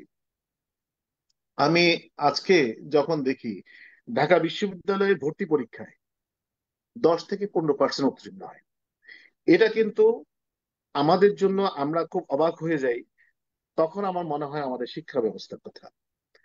10 থেকে 15% উত্তীর্ণ হয়। তারপরে আজকে যখন দেখি ঢাকা বিশ্ববিদ্যালয়ে ভর্তি বাণিজ্য নিয়ে অনেকে ব্যস্ত, তবে এখন কিছুটা কমেছে। এখন ডিজিটালাইজ সিস্টেম হওয়াতে অনেকটা কমে গেছে। আরো দেখি ঢাকা বিশ্ববিদ্যালয়ে কতিপয় শিক্ষক অনৈতিক কাজের ক্ষেত্রে অভিযুক্ত হন। বিশ্বাস করে রকিব ভাই, আপনাদের সময় তো এগুলি কল্পনাই নাই। আমাদের সময় আমাদের সময় কিন্তু আমরা এগুলো কখনো দেখি নাই, শুনি নাই। আজকে ঢাকা বিশ্ববিদ্যালয়ের মতো একটা বিশ্ববিদ্যালয়ে এই ধরনের ঘটনা ঘটছে। আজকে দেখেন, আপনি ঐতিহ্যগতভাবে ছাত্র রাজনীতি নেই, আপনি সৌহার্দ্য নেই, শুধুমাত্র এখানে একক আধিপত্য বিস্তারের একটা মানে প্রতিযোগিতা চলে। তো এগুলা কিন্তু আমি মনে করি যে ঢাকা বিশ্ববিদ্যালয়ের ইতিহাস অতীতে যেমনটা ছিল এমনটা কিন্তু এখন নাই। আমরা এখানে 66 দেখেছি, 66 আমি দেখতে পারি নাই, 69 দেখেছি, 70 দেখেছি, 71 এই এই বটতলা আমরা গরম দেখেছি, কি অবস্থা দেখেছি আজকে। এবং ঢাকা বিশ্ববিদ্যালয়ের টোটাল স্টুডেন্ট পলিটিক্স কি ছিল আমরা জানি, কিন্তু এখন কিন্তু এগুলো নাই।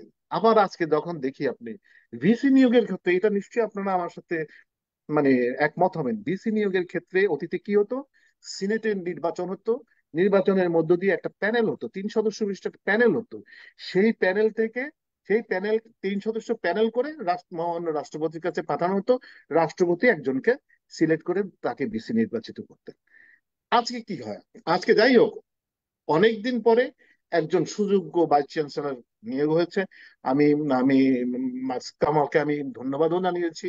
এবং ঢাকা বিশ্ববিদ্যালয়ের ইতিহাসে আমি মনে করি ফজলুল হালিম চৌধুরীর পরে, ফজলুল হালিম চৌধুরীর পরে আমার মনে হয়, আমরা মনে হয় এই একজন ভালো ভাইস চ্যান্সেলর পেয়েছে। আমি হয়তো বিতর্ক থাকতে পারে, কিন্তু আমি মনে করি, আমার দৃষ্টিতে আমার দৃষ্টিতে আমি মনে করি যারা ছিলেন, এর মধ্যে অবশ্য অনেকেই ছিলেন, ফয়েজ স্যার ছিলেন, তারপরে আরিফিন সিদ্দিকী ছিলেন, বা আরো ছিলেন কে জানি, ওই যে আহ, ফেনী বাড়ি ওনার, তো উম, আহ, আজাদ সাহেব ছিলেন।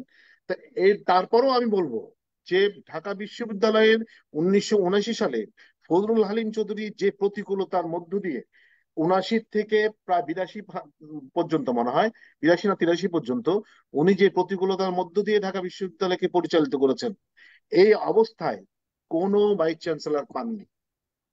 কিন্তু ফজলুল আলিম চৌধুরী যেমনি স্মার্ট ছিলেন, তেমনি নেতৃত্ব ছিল তার অত্যন্ত সুকঠিন, এবং মানে সিদ্ধান্তে যে এত এত ভালো ছিলেন, এবং প্রত্যেকটা শিক্ষার্থীর সাথে, ডাকসুর সাথে, সবার সাথে এত ভালো সম্পর্ক বজায় রেখে উনি কাজ করেছেন। আমি আমি উনি দুনিয়া থেকে চলে গেছেন, না ফেরার দেশে চলে গেছেন, আমি গভীর শ্রদ্ধার সাথে এই লোকটাকে আমি স্মরণ করি। আমি সবসময় বলি যে ফজলুল আলিম চৌধুরীর মতো বিসি মনে হয় আর আসবে না। যাই হোক, মাকসুদ কামাল আমার মনে হয় সেই ধরনের মানে ভূমিকা রাখতে পারবে বলে আমি বিশ্বাস করি, এবং যুগোপযোগী হয়েছে বলে বিশ্বাস করি। তারপরে দোয়া গঠন করলেন রকিব ভাই, আপনি দোয়া গঠন করেন, দোয়াতে আপনার অনেক বড় ভূমিকা আছে। যেখানে আপনাকে আলমগীর কবির সাহেব কিন্তু, সেখানেও কিন্তু আপনাকে সহযোগিতা করেছে। এই যে দোয়া, বর্তমানে কি সেখানে বলেন আপনি আমাকে, সেখানে কোনো গণতান্ত্রিক চর্চা আছে? কোনো গণতান্ত্রিক কোনো গণতান্ত্রিক চর্চা নেই। মনে হয় যে একটা প্রতিটা জায়গায় যদি এভাবে সিন্ডিকেট করে গড়ে তোলে, তাহলে আমাদের স্বাধীনতা আন্দোলনে, সেই 52 থেকে যে স্বাধীনতা আন্দোলন করলেন, সংগ্রাম করলেন, সেগুলার মানে সেগুলার যৌক্তিকতা আপনি কোথায় খুঁজে পাবেন? কোথাও খুঁজে পাবেন না। আমরা যেভাবে দেশকে স্বাধীন করেছি, যে ইতিহাস আমরা পড়েছি, আমরা তো ইতিহাস দেখেছিও, আমরা ইতিহাস পড়ে কিন্তু আমরা কিন্তু আন্দোলনে করি নাই। আমরা ইতিহাস আমরা সরাসরি দেখেছি 69, 70 বা 71 এগুলা। তো আমার মনে হয় আমাদেরকে ঢাকা বিশ্ববিদ্যালয়ের সেই ঐতিহ্যকে সমুন্নত রাখার জন্য আমাদের ঢাকা বিশ্ববিদ্যালয়ের সকল শিক্ষার্থীদের এই এই ভূমিকা রাখতে হবে, এবং তাদেরকে জানতে হবে ঢাকা বিশ্ববিদ্যালয়ের অতীত, এবং অতীতে কেমন ছিল, অতীতের শিক্ষার্থীরা কেমন ছিল। শিখা যাবে না কেন? আমরা তো সতীর্থ সম্মেলন তো আমাদের হয়, প্রত্যেকটা ডিপার্টমেন্টেরই হয়। পলিটিক্যাল সায়েন্সের এই যে সতীর্থ সম্মেলন 25 তারিখে, আমাদেরও হবে, আপনাদের মানে প্রত্যেকটা ডিপার্টমেন্টে কিন্তু সতীর্থ সম্মেলন হয়। তারপর এইগুলা কিন্তু ওখান থেকে কিন্তু শিক্ষণীয়, যে ঢাকা বিশ্ববিদ্যালয়ের এই ঐতিহ্যকে আমরা নষ্ট হতে দিতে পারি না। আমার বক্তব্য এখানে আমি মোটামুটি ভাবে এখানেই রাখতে চাই। তবে কাউকে যদি হার্ট করে থাকি, আমি মানে ক্ষমা সুন্দর দৃষ্টিতে দেখবেন। এবং যারা শুনেছেন তাদের প্রতি আমার অনেক কৃতজ্ঞতা, এবং আমি আরো বেশি কৃতজ্ঞতা জানাই রকিব ভাইয়ের প্রতি। রকিব ভাই দোয়া করেছেন, অনেক কষ্ট করেছেন নিঃসন্দেহে। মানে এটা এটা মানে যারা অস্বীকার করবে তারা, মানে আমি মনে করবো যে তারা সাংগঠনিক নয়, বা সংগঠন বলতে কিছু বুঝেন না। কিন্তু আপনার এখনো আপনি এই যে আপনি এই প্যারিসের জানালার এই যে একটা ফোরাম গঠন করে আপনি ঢাকা বিশ্ববিদ্যালয়ের শিক্ষার্থীদের, এসএমএল শিক্ষার্থীদের, সতীর্থদের আপনি একসাথে করে কিছু কথা শুনতে চাচ্ছেন, কিছু কথা জনগণের মাঝে ছড়িয়ে দিতে চাচ্ছেন শিক্ষার্থীদের মধ্যে, এটা কিন্তু আরেকটা আরেকটা শিক্ষণীয় ব্যাপার। Also it's a learning process, sure. সবাইকে ধন্যবাদ। আপনাকে ধন্যবাদ। ইয়াহিয়া স্যার ধন্যবাদ, ছিলেন। ধন্যবাদ মোজাম্মেল। তোমাকে আমি একটা কথা বলি। এক নম্বর হলো, আমি আমি যে রুম থেকে তোমাদের প্রোগ্রামটা সঞ্চালনা করছি, এই রুমটাই ছিল এসএম হলের অফিস 7 বছর, এবং এই সেটাই তো রুমে বললাম। আসেন নাই এমন কেউ নাই। তোমার মুহিত সাহেব বলো, প্রফেসর মুজাফফর আহমদ বলো, সবাই এখানে আসছেন। তারপরে ডুয়ার অফিস ছিল এইখানে 4 বছর, এবং আমার এই রুমে এসেই তোমার তোফায়েল আহমদ, রাজ্জাক, এরা মেম্বার হয়েছে আমার এই রুমে এসেই। আর তোমাকে আর একটা তথ্য আমি দেই, সেটা হচ্ছে আহ নিঃসন্দেহে Fazlul Alam Chowdhury was one of the outstanding vice chancellor after liberation. তবে প্রো অ্যালামনাই ভাইস চ্যান্সেলর যদি তুমি বলো, তাহলে ইট ওয়াজ প্রফেসর এস এম এ ফায়েজ। এবং এস এম এ ফায়েজ না থাকলে এই যে ডুয়া, যে আমি 20,000 স্কোয়ার ফিট যে স্পেসটা নিলাম, এইটা সম্ভবপর হতো না ফায়েজ সাহেব না থাকলে। আর এইটার রাইট। কনস্ট্রাকশনের পেছনে যদি আলমগীর কবির আর সৈয়দ মঞ্জুর ইলাহি আমাকে হেল্প না করতো, হ্যাঁ, আমার পক্ষে সম্ভবপর হতো না এইটাকে এই পর্যায়ে তুলে নিতে। এবং রাইট। এবং এস এম হলও কিন্তু তোমার, আমি যখন এস এম হল ছাড়ি, তখন আমি যে তোমাদের যে সুবিনির করে দিয়ে আসছি, এইটার রিপ্লেসমেন্ট তো এখনো হয় নাই। না না।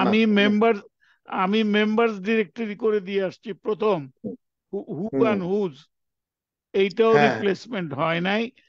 এবং এগুলো সব করেছি আমি ওই সাবস্ক্রিপশন অ্যাডভার্টাইজমেন্ট জোগাড় করে, তারপরে 35 লক্ষ টাকা জমা দিয়ে দেন আই লেফট সলিমুল্লাহ মুসলিম হল অ্যালামনাই অ্যাসোসিয়েশন অ্যান্ড তার টু মানে জয়েন।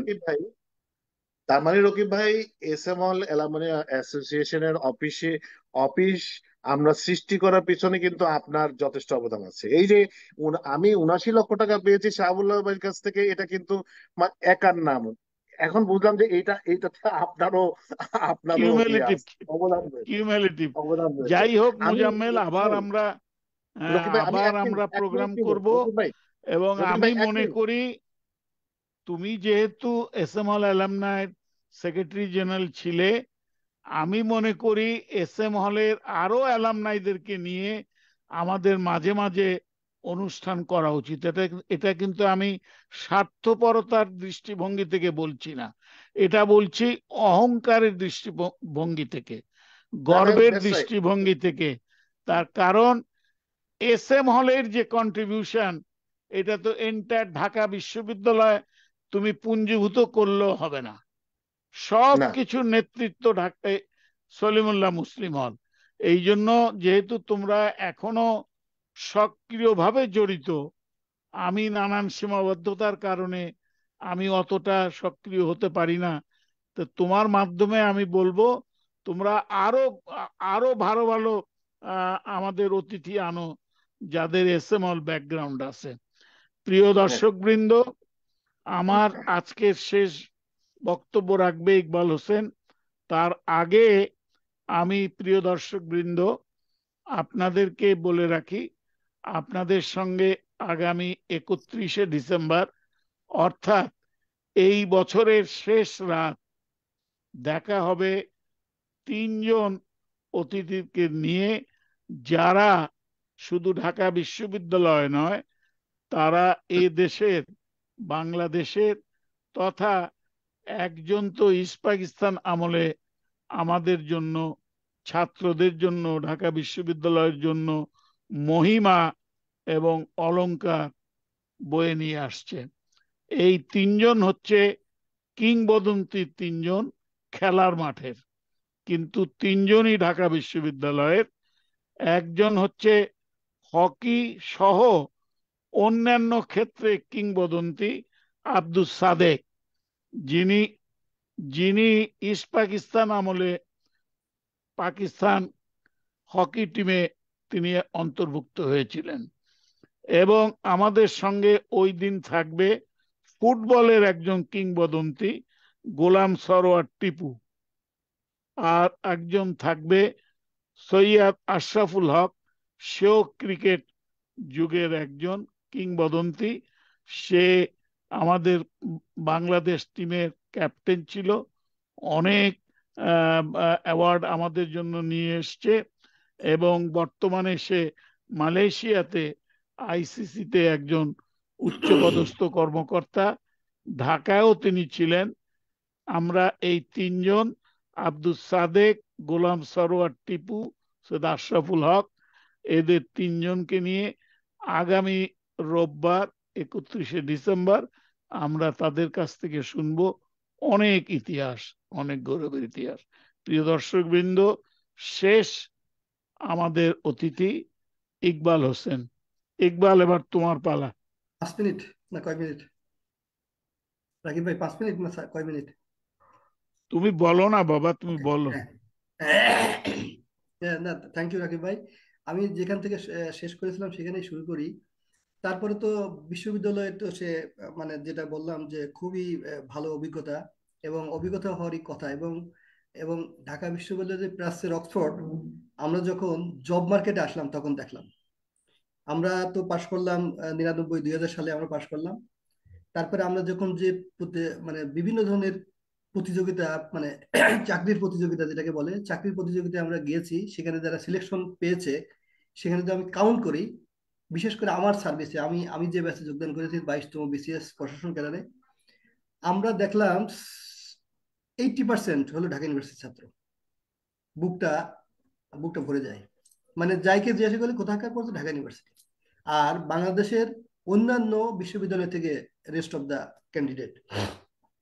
কিন্তু প্রশ্ন হলো যে ওই যে ঢাকা ইউনিভার্সিটির সেকাল, সেই প্রাচ্যের অক্সফোর্ড, আমাদের স্বাধীনতা যুদ্ধে, আমাদের বিভিন্ন গণতান্ত্রিক আন্দোলনে যে আমাদের যে অবদান, আমাদের মোজাম্মেল স্যার বললেন, সেই ঢাকা ইউনিভার্সিটি কি বর্তমান সেই পজিশনে আছে?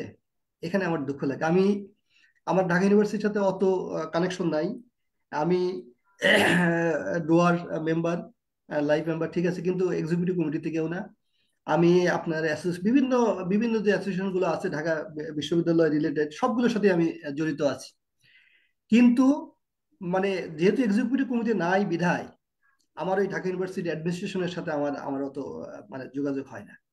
ইদানিং যখন আমি দেখি, যখন সার্ভিসে যখন আমি আসার পরে যখন আমরা একটু সিনিয়র হলাম, ইদানিং যে বিসিএস গুলা বা বিভিন্ন চাকরিগুলো, যখন চাকরির নতুন নিউ কামাররা যখন আমাদের সামনে আসে বিভিন্ন ট্রেনিং এর উদ্দেশ্যে বা বিভিন্ন ধরনের আলাপচারিতায় আমরা দেখি, তখন দেখি যে রিভার্স হয়ে গেছে।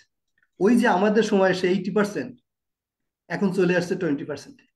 হ্যাঁ, এখানে এখানে অনেকে হয়তো বলবে যে আমাদের সময় যখন আমরা লেখাপড়া করতাম, ঢাকায় বাংলাদেশে কোনো প্রাইভেট ইউনিভার্সিটি ছিল না, পাবলিক ইউনিভার্সিটি কয়েকটা ছিল, আর বিভিন্ন কলেজ, গভর্নমেন্ট কলেজগুলোতেই সাধারণত উচ্চশিক্ষা গ্রহণ করত। তারপরে অনেক প্রাইভেট ইউনিভার্সিটি হয়েছে, বিভিন্ন ইঞ্জিনিয়ারিং ইউনিভার্সিটি হয়েছে, হয়তো কম্পিটিশন বাড়ছে। কিন্তু ঢাকা বিশ্ববিদ্যালয়ের জব মার্কেটে যে এত ধস নামবে, এটা আমার কাছে খুব আশ্চর্য লাগে। একদিন আমি আমার জয়েন্ট সেক্রেটারি, উনিও ঢাকা ইউনিভার্সিটির ছাত্রী, আমি এখন ওনার নাম বলতে চাচ্ছি না, আলাপচারিতা উনি একদিন আমাকে বলতেছে যে ইকবাল, তোমাদের সেই আমলের ঢাকা ইউনিভার্সিটি আর বর্তমান আমলের ঢাকা ইউনিভার্সিটি আকাশ পাতাল ডিফারেন্স। তা আমি বললাম, স্যার আমি তো অনেকদিন যাই না, আমি ফিল্ডে ছিলাম, ঢাকার বাইরেই আমার কাটানো হয়েছে প্রায় 15-16 বছর, আমি তো ঢাকা থেকে ডিডাস্ট। আসলে কি এরকম? তাই কয়, হ্যাঁ। কয় এখন কিন্তু আসলে আমি এটা বলতে চাচ্ছি এই কারণে যে এটা আমাদের সচেতনতা হওয়ার দরকার, কারো আঘাত দেওয়ার জন্য আমি বলছি না। যদি কেউ আঘাত পেয়ে থাকেন আসলে আমার ক্ষমা দৃষ্টিতে দেখবেন। স্যার বলতেছেন যে সেই ঢাকা ইউনিভার্সিটি কিন্তু এখনকার ঢাকা ইউনিভার্সিটি না, এখনকার ঢাকা ইউনিভার্সিটি কোনো লেখাপড়াই নাই। আমি আশ্চর্য হয়ে গেছি, আসলে কি তাই? যে বিশ্ববিদ্যালয়ে এত ঐতিহ্য, যে বিশ্ববিদ্যালয় অক্সফোর্ড ক্যামব্রিজকে জয় করেছে, সেই বিশ্ববিদ্যালয়ে নাকি এখন লেখাপড়া হয় না। আর লেখাপড়া হয় না বিধায় নাকি এই বিশ্ববিদ্যালয়ের ছেলেমেয়েরা কোনো চাকরি পায় না। আমি জানি না সত্য কি মিথ্যা, আমি জানি না। আমি এখানে যারা শুনছেন, যারা ঢাকা বিশ্ববিদ্যালয়ের কেন্দ্রিক বিভিন্ন ধরনের সংগঠনের সাথে জড়িত আছেন, আমি তাদের প্রতি আহ্বান জানাবো যে আপনারা ঢাকা বিশ্ববিদ্যালয় অথরিটির সাথে কথা বলেন। আমাদের দিন কিন্তু ফুরিয়ে যায়নি, দিন কিন্তু এখনো সামনে অনেক আছে। আমরা কিন্তু এখনো ঘুরে দাঁড়াতে পারি। এই ঐতিহ্যবাহী শিক্ষা প্রতিষ্ঠানকে আমরা কিন্তু মানে একদম পারফরমেন্সের তলানিতে নিয়ে দিতে পারি না। আমি বিশেষ করে আমি ঢাকা ইউনিভার্সিটির ছাত্র হিসেবে আমি খুব কষ্ট পাই। এখানে মোজাম্মেল স্যার যেটা তুললেন, স্যার একদম স্পষ্ট করেই বলেছেন যে আজকে কি হচ্ছে, এগুলো কিন্তু আসলে আমাদের দেখার দায়িত্ব। আমি মনে করি যে এটা যদি আমরা না দেখি, আমরা পেশার গ্রুপ হিসেবে আমরা যদি কাজ না করি, তাই ঢাকা ইউনিভার্সিটি কিন্তু আরো তলানিতে চলে যাবে। আরো সেই যে বিভিন্ন বিশ্ববিদ্যালয়ে যেমন আছে যাদের পারফরমেন্স এতদিন খারাপ ছিল, আমাদের পারফরমেন্স কিন্তু আরো নিচের দিকে চলে যাবে। তা আমাদেরকে এখনই কিন্তু সজাগ হতে হবে। আমি জানি না ঢাকা ইউনিভার্সিটির কোনো কর্তৃপক্ষ, আমাদের স্যারেরা, এখানে আমাদের ভিসি স্যার আছেন, অন্যান্য স্যারেরা, ডিন স্যারেরা হয়তো আছেন, কেউ কেউ দেখছেন কিনা আমি জানি না। আমি স্যারদের প্রতি উদাত্ত আহ্বান রাখবো, স্যার আমাদেরকে আবার সেই পরিকল্পনা করে আগে যেতে হবে। আমি উদাহরণ দেই, আমি যখন এত একটা স্ট্রিক্ট এখানে একটা পরীক্ষা সিস্টেম ছিল যে স্যার, আমি একটা উদাহরণ দিই, সেটা হলো যে আমরা যখন স্যার ভর্তি হলাম তার সেই ব্যাচ বা তার পরের ব্যাচে আমাদের সময় তো স্ট্যান্ড ছিল, স্ট্যান্ড বোর্ড স্ট্যান্ড করতো না স্যার, 20 জন করে নামের তালিকা হতো। হুম, ওইখানে স্যার তখন বিএনপি ক্ষমতায়, ওই ওই স্যার 93-94 ওই সময় বিএনপির প্রথম সরকার ক্ষমতায়, খালেদা জিয়া প্রধানমন্ত্রী। এখন যেদিন আমাদের আমাদের এই গ ইউনিট বলে, এটাকে কমার্সের ইউনিটকে গ ইউনিট বলে, এখনো গ ইউনিট আছে, ওই গ ইউনিটের দিন ভর্তি পরীক্ষা, ওই দিনই ওই স্ট্যান্ড করা ছেলেদের সংবর্ধনা দিচ্ছে রাষ্ট্র, মানে খালেদা দিয়ে সংবর্ধনা দিচ্ছে। ম্যাক্সিমাম ছাত্রই পরীক্ষা দিতে আসছে স্ট্যান্ডধারীরা, কিন্তু কয়েকজন আসে নাই। তখন তারা যে তাদেরকে বললো যে আপনারা আপনার এই সংবর্ধনার কারণে আমরা পরীক্ষা দিতে যেতে পারি নাই, কিন্তু বিশ্ববিদ্যালয়ে আমাদের ভর্তি করবে না। একটা পর্যায়ে আমাদের স্যারেরা তাদেরকে ভর্তি করলো, কিন্তু বিশ্ববিদ্যালয়ে আন্দোলন করে সেই ছেলেদেরকে ভর্তি বাতিল করতে আমাদের কর্তৃপক্ষ বাধ্য হলো। সেই যে ঐতিহ্যবাহী শিক্ষা প্রতিষ্ঠান, যেখানে ভর্তি ছাড়া, যেখানে ন্যায্যতা ছাড়া, যেখানে অনিয়মিততার কোনো মানে মানে কি যেন বলে, কোনো কোনো সুযোগ ছিল না, মানে যেখানে অনিয়মিততার কোনো মানে স্পর্ধকতা, মানে বিন্দু মাত্র জিরো টলারেন্স ছিল, সেই বিশ্ববিদ্যালয়ে নাকি এখন লেখাপড়া হয় না। সেই বিশ্ববিদ্যালয়ে ভর্তি পরীক্ষা কেমন হয় তাও আমি জানি না।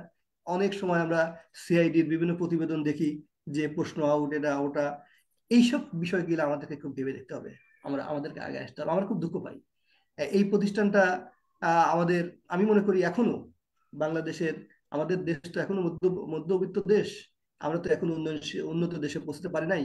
আমাদের এখনো কিন্তু আমাদের ম্যাক্সিমাম মানুষ কিন্তু ঢাকা ইউনিভার্সিটির প্রতি কিন্তু আস্থা রাখে, ম্যাক্সিমাম। আর উচ্চবিত্তের যারা আছে তারা কিছু প্রাইভেট ইউনিভার্সিটি এবং বিদেশ চলে যায়, কিন্তু মেজরিটি পার্সেন্ট, আমি মনে করি 80% পরিবার এখনো কিন্তু ঢাকা ইউনিভার্সিটি, রাজশাহী ইউনিভার্সিটি, চিটাগং ইউনিভার্সিটির উপর তারা কিন্তু ডিপেন্ডেন্ট। এই ইউনিভার্সিটির মানকে আমাদেরকে নিয়ে গেলে হবে না। আর আমি আসলে বেশি সময় কথা বলতে চাই না, কারণ স্যারেরা অনেক সময় আছে, আমার মুজাম্মেল স্যার এখন আছেন। আমি আরেকটা কথা আমি বলতে চাই, সেটা হলো শেষ পয়েন্ট, যে আমাদের এস এম হল তো বাংলাদেশের ঢাকা ইউনিভার্সিটির প্রথম হল, এবং এই হল নাকি আমাদের সলিমুল্লাহ মিয়ার সাথে এক চুক্তি আছে যে এই হলের স্ট্রাকচার চেঞ্জ করা যাবে না, এই হল ভাঙা যাবে না, ইত্যাদি ইত্যাদি করা যাবে। হতে না ভাঙা গেল, তাহলে এস এম হলের নাম কি হবে? এবং স্যার, এস এম হলের যে এখন করুণ পরিণতি, স্যার আপনার তো মনে হয় জানেন, আমি বিশেষ করে মুজাম্মেল স্যার জানেন, রাকিব স্যার তো জানেন, রাকিব ভাই, তাই না? আপনারা তো জানি জানেন জানি। এখন এই যে করুণ অবস্থা। আমি শুনলাম যে আগামী সেশন থেকে এস এম হলে কোনো ছাত্র দেবে না, অ্যাটাচ দেবে না। তার মানে আস্তে আস্তে এস এম মানে খালি করবে। তাহলে এস এম হল যদি খালি হয়, তাহলে বিকল্প এস এম হল হবে কিনা, এই বিষয়টি তো আমাদের কাজ করতে হবে। আমি চাই না যে এস এম হল মানে ইসে চলে যাক, জাদুঘরে চলে যাক। এটা কিন্তু আমি এস এম হলের ছাত্র হিসেবে চাই না। আমাদের কিন্তু স্যার এখনই আমাদের বিশ্ববিদ্যালয় প্রশাসনের সাথে আমাদের কথা বলে স্যার এই বিষয়ে আমাদেরকে অগ্রসর হলে আমি ভালো হয়। কারণ ওই যে যেটা ভুলে গেছিলাম, জামাই হল, এই জামাই হলটাকে বিলীন হতে দিতে পারি না। তা আমি আর কথা পারবো না স্যার, অনেক কথা আমি বললাম স্যার, আমি অনেক কথা বললাম স্যার। রাকিব ভাই আমাকে সুযোগ দিয়েছেন, আমাদের আবু জুবাইর যিনি সুদূর প্যারিস থেকে আয়োজন করেছেন। আমার খুব ভালো লেগেছে, আমি খুব অপেক্ষা করছিলাম যে আজকের এই দিনের জন্য। তা আমি খুবই আনন্দিত, আমি খুবই গর্বিত যে স্যারদের সাথে আমি কথা বলতে পারলাম। স্যার আপনারা আমার জন্য দোয়া করবেন। আমি তো এখনো সার্ভিসে স্যার, আমার 11 বছর, 11.5 বছর আছে। আমি এই মানুষের জন্য, এই দেশের মানুষের জন্য, ঢাকা বিশ্ববিদ্যালয়ের জন্য আমি স্যার কিছু করতে চাই, এই প্রত্যাশা ব্যক্ত করে আবারও সবাইকে ধন্যবাদ এবং কৃতজ্ঞতা জানিয়ে আমি আমার কথা শেষ করছি। আল্লাহ হাফেজ। ইনশাআল্লাহ। Thank you. মোজাম্মেল কি হলের স্ট্যাটাসের উপরে কিছু বলবে? তোমার যদি জানা থাকে, তা হ্যাঁ, নাহলে আমি হলের বলে শেষ করব। হলের হলের স্ট্যাটাসে আমরা আমাদের একটা নতুন হল পাশেই আর কি, এসএম হলের পুরনো বিল্ডিং ভাঙা হবে না, পাশে আরেকটা বিল্ডিং হবে। পাশে মানে আমাদের ডান পাশে একটা বিল্ডিং হবে, সেখানে ওই ফুলার রোড যেটা, ওই রোডের এ পাশে আর কি। ওটা মোটামুটি ভাবে প্রজেক্টটা আমার মনে হয়, আমি যতটুকু জানি যে প্রজেক্টটা মনে হয় গেছে, সম্ভবত পাশ হয়ে গেলে তখন এখানে নতুন একটা বিল্ডিং হবে। আচ্ছা, এটা যাই এটা হোক, হয়তো আগামীকাল। আমি হুম, চেষ্টা করেছিলাম যে এস এম হলের যে বর্তমান প্রভোস্ট, তাকে আমাদের অনুষ্ঠানের সাথে সংযুক্ত করতে, কিন্তু খুব ভালো হতো। আনফরচুনেটলি সে এস এম হলের প্রোডাক্ট না। ও তা আচ্ছা আমি আচ্ছা। তা আমি এস এম হলের প্রভোস্ট সহ আরো 2 জন অন্য হলের প্রভোস্টকে নিয়ে আমি একটা প্রোগ্রাম করব সহসা আশা করি, এবং সেই প্রোগ্রামে আমি এসএম হলের প্রভোস্টের কাছ থেকে জানতে চাইব যে বর্তমান অবস্থাটা কি। এটা আমি আমি ইনশাল্লাহ করব। প্রিয় আমি দর্শক রকিব বৃন্দ, ভাই আমি রকিব ভাই আমি একটু 1 মিনিট বলি। আমি বলো বলো 2017 সালে একনেকের একটা মিটিং এ ঢাকা বিশ্ববিদ্যালয়ের একটা প্রজেক্ট আসছিল। সেই প্রজেক্টে 3টা হল নির্মাণের কথা দিয়ে একটা প্রজেক্ট আসছিল। তখন আমি অবাক হয়ে গিয়েছিলাম। আরিফিন সিদ্দিকী সাহেব তখন ভিসি ছিলেন। তখন আমি অবাক হয়ে গেছিলাম। আমি ওনাকে জিজ্ঞেস করেছিলাম যে এস এম হলে আপনি একটা ছাত্র কিছুদিন আগে নিউমোনিয়াতে বৃষ্টিতে ভিজে ছাদের উপরে বৃষ্টিতে ভিজে তার পরবর্তী পর্যায়ে নিউমোনিয়া হয়ে মারা গেছে। আপনি তারপরও এস এম হলের জন্য কোনো হলের কোনো প্রস্তাব এখানে আনলেন না কেন? একনেক সভা আরম্ভ হওয়ার আগে আর কি। তো উনি বললেন যে আমার তো এটা এই এসএমএল এর কথা আমাদের ইঞ্জিনিয়ারিং ডিপার্টমেন্ট থেকে দেয় নাই, এই প্রজেক্টের মধ্যে আনে নাই। আমি কই, তো এটা আপনি দেখবেন না? আপনি ঢাকা বিশ্ববিদ্যালয়ের বিসি, আপনার তো দেখা উচিত ছিল এটা। তো উনি বলছে পরবর্তী পর্যায়ে মনে হয় আরেকটা প্রজেক্ট আসবে, তখন এসএমএল টা আসবে।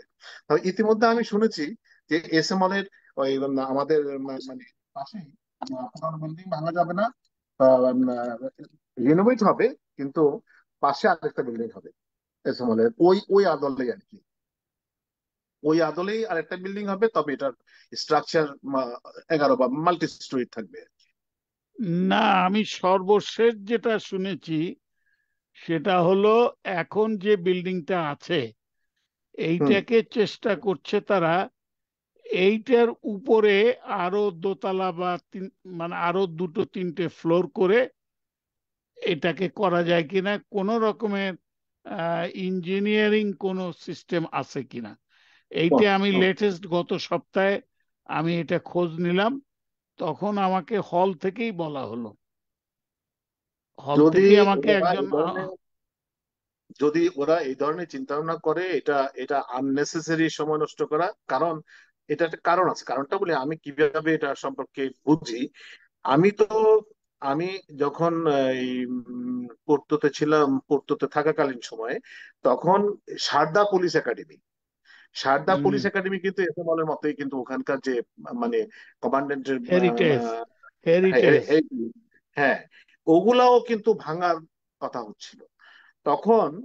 ওগুলাও কিন্তু ভেঙে ওই বিল্ডিং এর মধ্যে আবার করার কথা ছিল। তখন আমরা ওটা ইঞ্জিনিয়ারদের কে নিয়ে আমরা যখন মিটিং করলাম, দেখলাম, টেস্ট করা হলো, তখন দেখা গেল যে না, এইটার উপরে আর কোনো কিছু করা যাবে না। এটাকে একটা কিছু করা যাবে যে মেনটেনেন্স না, এটাকে মেজর মেনটেনেন্স বলতে হবে, কিছু কলাম দিয়ে এই যে যে ডিজাইনটা আছে এই ডিজাইনটাকে ঠিক রেখে এটাকে এইটাকে, হ্যাঁ, রিস্ট্রাকচারিং করা। আউটসাইড বুঝছেন? এলিভেশন এটাকে রেখে আউটসাইড এলিভেশনটা ঠিক রেখে ভিতরে কিছু কিছু স্ট্রাকচার, স্পেশাল স্ট্রাকচার দিয়ে তারপরে তুলতে হবে।